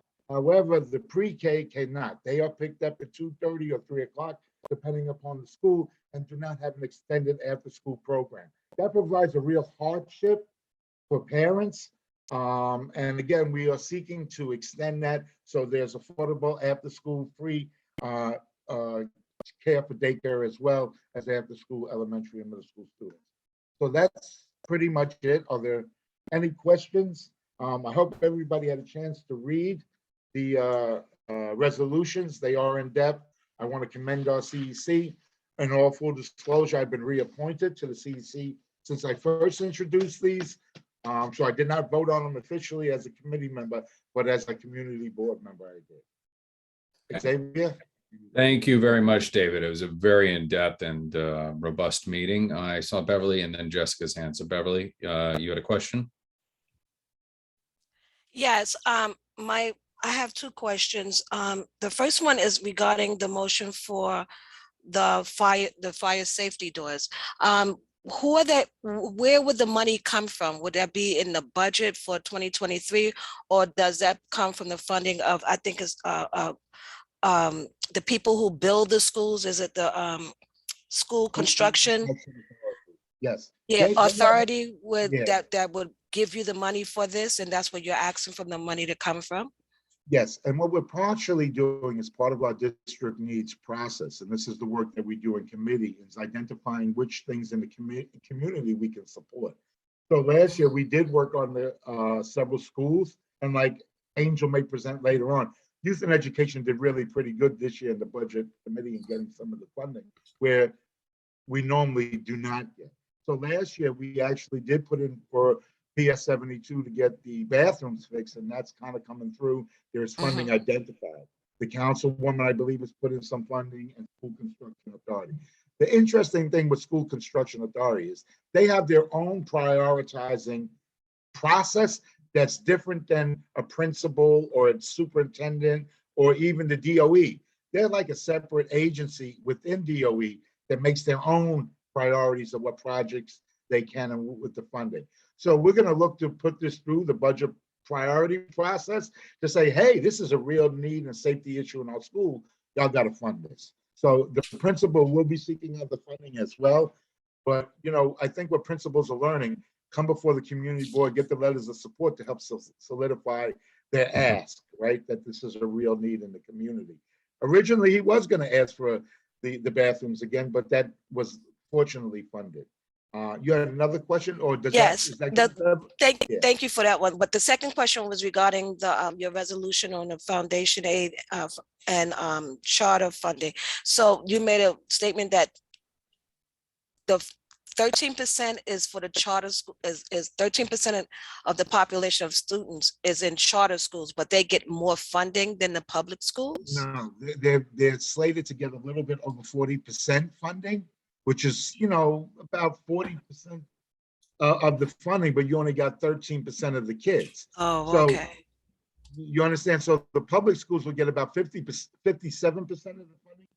And again, when you're talking about, when you break down that much, that means charter schools are getting more money per kid than DOE schools are getting. Right. The other part of this is that charter schools should be paying rent as well in DOE schools. This is the greatest kind of disparity. And I'll say with all due respect, I looked into running a charter school at one time, colleagues of mine, and my wife does work for charter schools and has for years.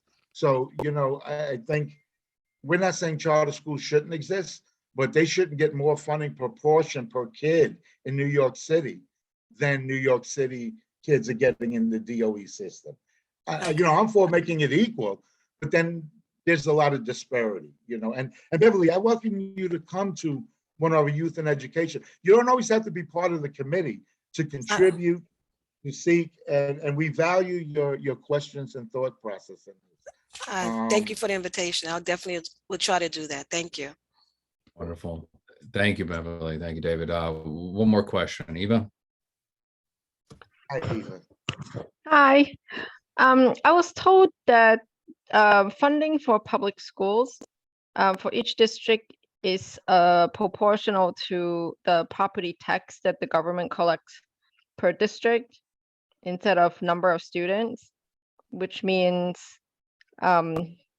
neighborhood of lower income and lower property value is at a disadvantage.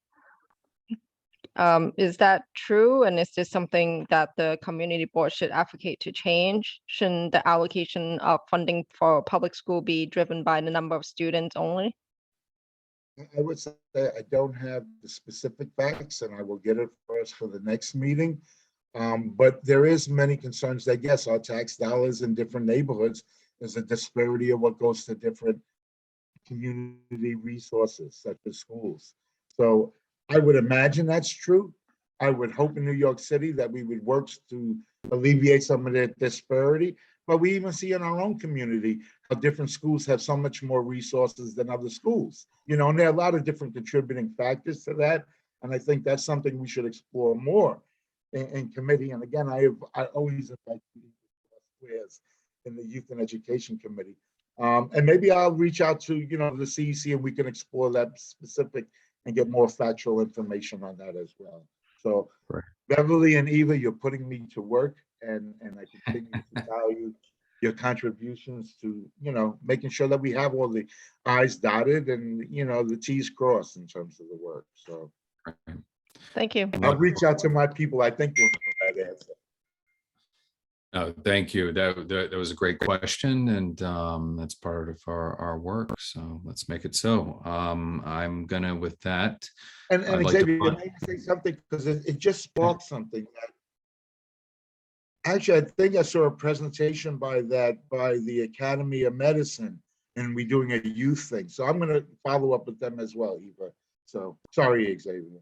No, that would be great. Okay, good. I'm in the interest of time, since it's 8:55, I'm going to bundle these two motions that for a letter of support for funding to upgrade fire safety door at PS 72 Lexington Academy, and a motion that came out to support the following resolutions: the CEC4 Foundation Aid and Charter Funding, New York City School Governors, support legislation to protect the charter cap S.766A-A.880, and support of universal childcare with an addendum that such universal childcare be available all day and operate until at least 6 p.m. So I will now entertain a motion to support the committee's recommendations. Jessica, and then Stephanie. I'd like to motion to support the committee's recommendation of these two. How many resolutions here? We have 4 plus 1, letter of support and 4 resolutions. Yes, correct. The 2 action items. Yes. I second that. Great. Thank you very much. Please call the roll. Giselle. Jose Altamirano, Favor. Leroy Andino, Stephanie Arroyo, Yes. Eric Alcancela, Adem Brija, Yes. Yolanda Brown, Eva Chan, Yes. Diane Collier, Yes. Carlos Diaz, Angela Donato, Yes. Jessica Elliott, Yes. Elsie Encarnacion, Judith Febraro, Yes. Raja Flores. Osendi Garcia. Yes. David Giordano. Yes. John Green. Aye. Robert Harvey. Jada Heredia. James Horton. Yes. Alonzo Johnson. Yes. Robin Krinsky. Yes. Marissa Mack. Yes. Patricia Martin. Yes. Malik McCullough. Yes. Jennifer Meyer. Jessica Morris. Yes. Nelson Rama. Yes. Beverly Pavon. Yes. Andrew Padilla. Miguel Pava. Yes. Shirley Peña. Art Perez. Yes. Robert Perez. Yes. Savasia Robinson Teague. Natasha Rodriguez. Yes. Dawn Sanders. Abstain. Xavier Santiago. Yes. Isaac Scott. Yes. Russell Schuler. Yes. Vincent Torres. Jason Villanueva. Vincent Torres. Yes. Candy Vives Vasquez. Yes. Nye Whitaker.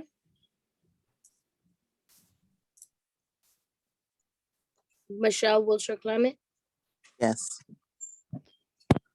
Jordan Wright. Yes. Jason Wu.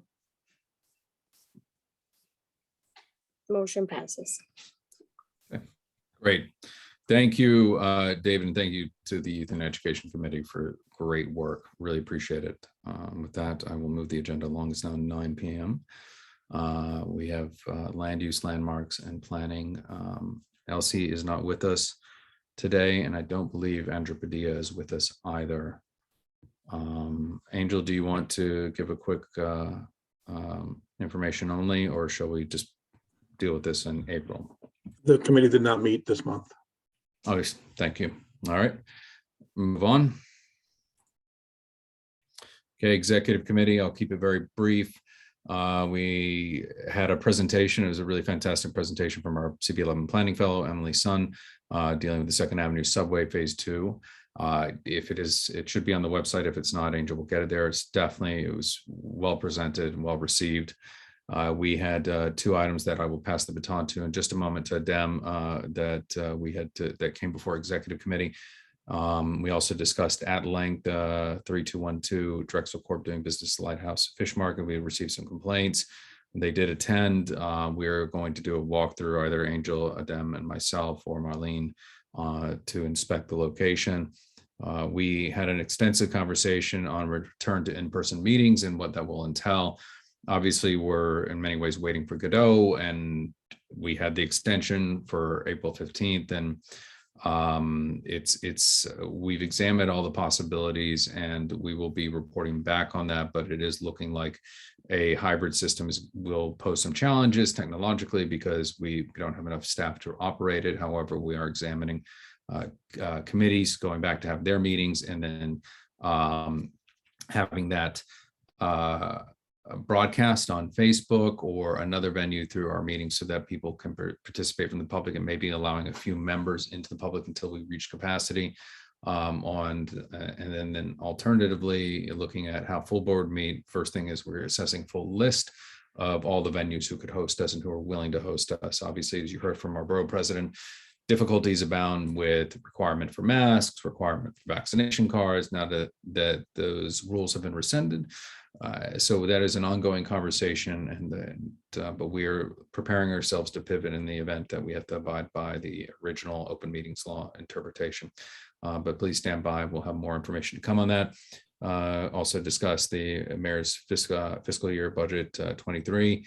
And then we had a brief discussion on board member attendance, and we are proceeding as per our bylaws with those identified to have had issues.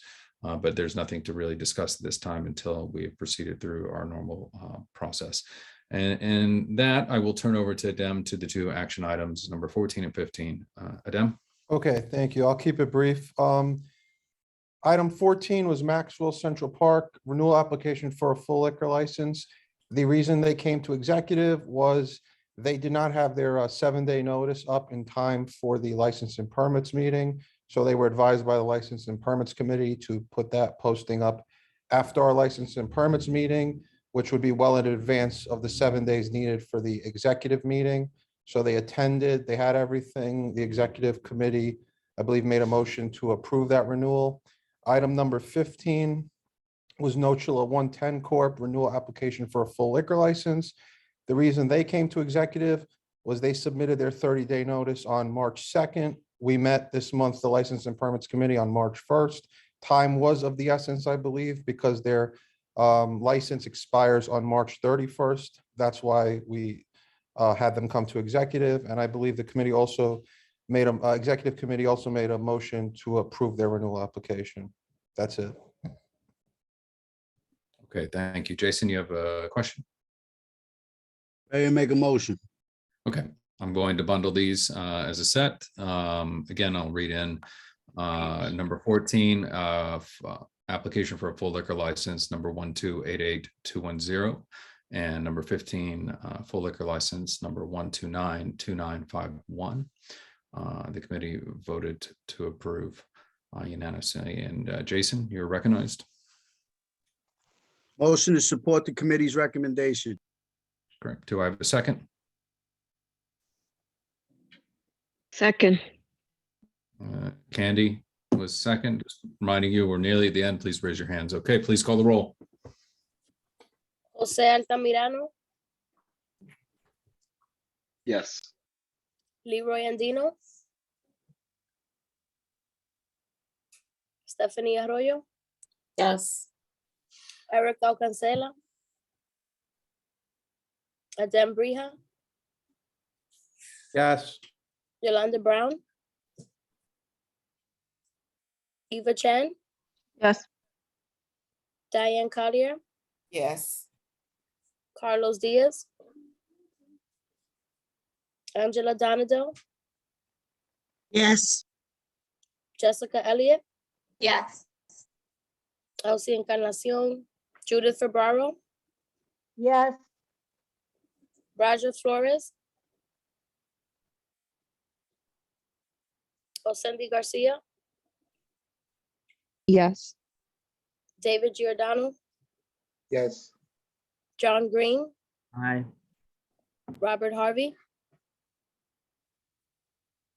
Jada Heredia, James Horton, Yes. Alonzo Johnson, Yes. Robin Krinsky, Yes. Marissa Mack, Yes. Patricia Martin, Yes. Malik McCullough, Yes. Jennifer Meyer, Yes. Jessica Morris, Yes. Nelson Rama, Yes. Beverly Pavon, Yes. Andrew Padilla, Miguel Pava, Yes. Shirley Peña, Art Perez, Yes. Robert Perez, Yes. Savasia Robinson Teague, Natasha Rodriguez,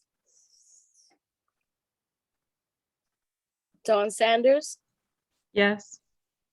Xavier Santiago, Yes. Isaac Scott, Yes. Russell Schuler, Yes. Vincent Torres, No diggity. Jason Villanueva,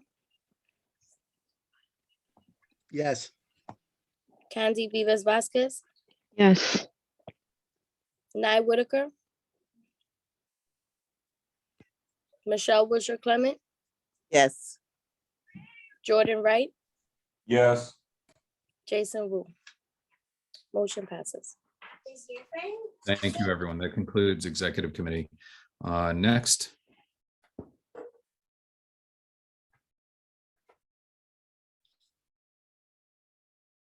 District Needs and Budget. Jason Villanueva, you are up. Good evening, everyone. Happy Tuesday. This is your chair from the Statement of District Needs and Budget Committee. This is the first month we reenacted. We pretty much been out since we submitted back in October. So it was exciting to get the committee back on board and more importantly, to address and advocate for the concerns of finance and budget for our district. The committee moved to push a resolution through that was sent out to the board prior to this meeting. And we're looking for support to push that resolution, which is pretty much asking for 0 cuts to the administrative agencies. You heard today from your local officials where people who specifically in the world of politics is looking to cut funding for some of these agencies that perform services within our district, right? That's a challenging, that's an alarm that, I could beat to death for the next 2 hours, right? You all should be shaking in your boots with the thought that they want to oppress and disenfranchise an already disenfranchised district, right? That's my 2 cents. So the committee took action, right? And we wrote a resolution that passed unanimously. This is the first year where our committee comprises of all the vice chairs on the board. So that's a benefit in the sense of leadership and maintaining a position and a stance. So, we're looking for that resolution to be adopted and accepted, which assisted in us drafting our statement of response to the administrative agencies. Last month, as you know, at full board, we held a public hearing on the budget. Unfortunately, we didn't get too much response on that. Same is to be said from the committees about the responses for individual items from administrative agencies. But, as you heard from the borough president, this is a board that doesn't go unheard, right? And we want to be heard and more importantly, want to advocate for our constituents. So that being said, resolution was sent. Any questions, concerns, or comments? I'm here to answer, would love to answer them. And hopefully the next steps that we could really start talking about is advocating at City Council. Great, thank you, Jason. And I'm very glad that when we first changed the bylaws to create this committee, that we now have seen it fulfilled with all the vice chairs from each committee. Let's keep doing the good work. Do we have any questions for Jason? Please raise your hands. Great, no questions. It means we're gonna get a unanimous approval tonight. So Yeah. let's Hold on, I got 2 now. we don't want any questions from people that were at the committee meeting. If you were at the committee, no, I'm joking. Go ahead, I'm Ms. just kidding. Malave. All right, You spoke too soon. Just Go ahead, now. guys. No, it was a motion to support. the Okay, committee's- all right, then Jessica, you had your hand? I do just have a question. It's a fantastic statement. First and foremost, my question is a point of curiosity to understand why the agencies listed are the agencies listed and why other agencies are not necessarily represented. Does that have to do with this administrative agency frame, or can you just clarify how those that made it into the statement, which I think is incredibly strong and important, and why there aren't like statements to others who are not necessarily represented in our response. It's a great question. Some of it I leave to some of the other chairs that they would like to intervene to answer that, but we took the position based off of the information that was provided to us. And those agencies that were stated that were looking for funding, forgive me for wiping my mouth, it was evident that they were cut. And if you go through the budget request, a lot of the agencies they're agencies that give us a vague response, right? Like we'll figure it out next year. We'll get back to you. This isn't a budget request, as you know, Jessica, in your past experience. And then there was agencies this year that were adamant that they were being cut, right? So, you know, it was, for lack of a better response, evident for those agencies. So that was why it was listed. We did go back and forth at committee. Yeah, here we go. I'll send it out in a minute in the chat. You could look at the video on the YouTube. We did go back and forth for committee with the concept of comparing agencies. And we backed off on that because we didn't want to seem biased or jaded.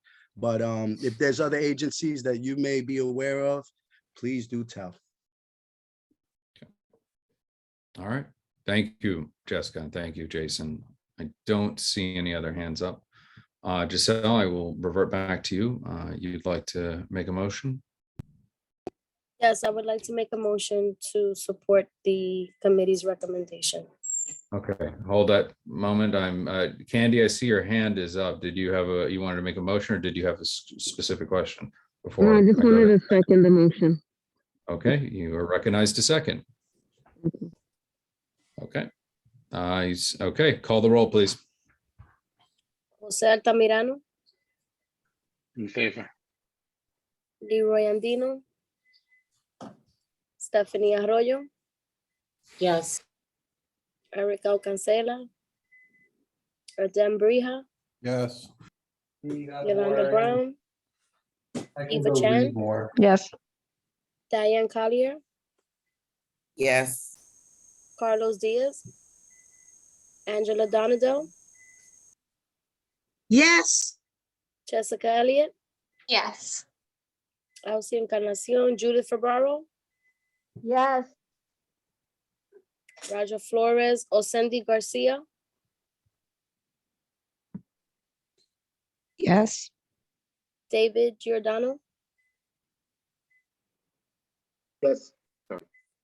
John Green, Aye. Robert Harvey, Jada Heredia, James Horton, Yes. Alonso Johnson,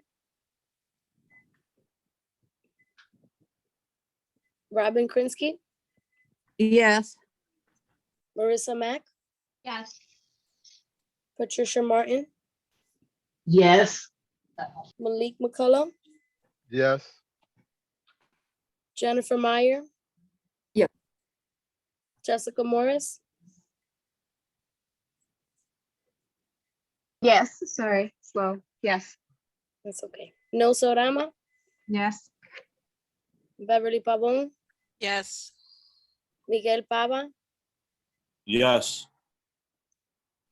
Art Perez, Yes. Robert Perez, Yes.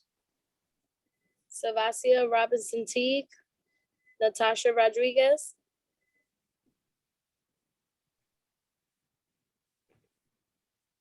Dawn Sanders, Yes. Xavier Santiago, Yes. Isaac Scott, Yes. Russell Schuler, Yes. Vincent Torres, Yes. Jason Villanueva, Yes. Candy Vives Vasquez, Yes. Nye Whitaker, Michelle Wisher Clement, Yes. Jordan Wright, Yes. Jason Wu. Motion carries. Thank you. Thank you, Jason. Thank you, Chair. Is that both for the, forgive me, that was both for the resolution and the statement? Or we're gonna do the statement Yes, and new correct. business? Thank you. No, it was for both. Thank you. Because it's included. All right, thank you. We do not have any new business or old business. Before I go to the roll call real quick, and actually I'm going, if there are no objections, let that last roll call count as our roll call for attendance to save time. I just want to make a couple quick announcements. Our next full board meeting will be announced via email and posted on our website, because in case they extend again, we may be virtual. I do not know, but please stay tuned for that. Another announcement, board chairs, please, I know, taking a look at the website, please get your minutes in if you're behind on minutes. It's very important we have to do that. And definitely once we go back to in-person, the ability to have YouTube accessible. We are not sure we're going to be able to do that 24/7 like in our meetings. So you got to get accustomed to getting those deliverables. Give yourself 72 hours. And you can ask either Marlene or Angel to get you the transcripts as well as the link, and it makes it super easy. With that, I just want to remind everyone, please be safe out there. You know, even though wear your mask in the subway or confined spaces, but just be safe in general. Jason, you had your hand up for an announcement. Thank you, Chair. Just to reiterate, as stated earlier, this is budget season for advocacy, right? City Council is going to be slewing a whole bunch of meetings over the course of the next 2 months.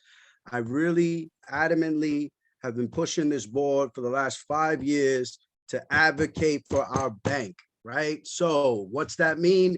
If you're interested, you're passionate, you're committed, please reach out to your chair and vice chair of your committee, and let's try to collaborate to get this effort pushed forward. I really appreciate all of your time and have a great evening. Thank you. Wonderful. Thank you, Jason. I see no other hands raised.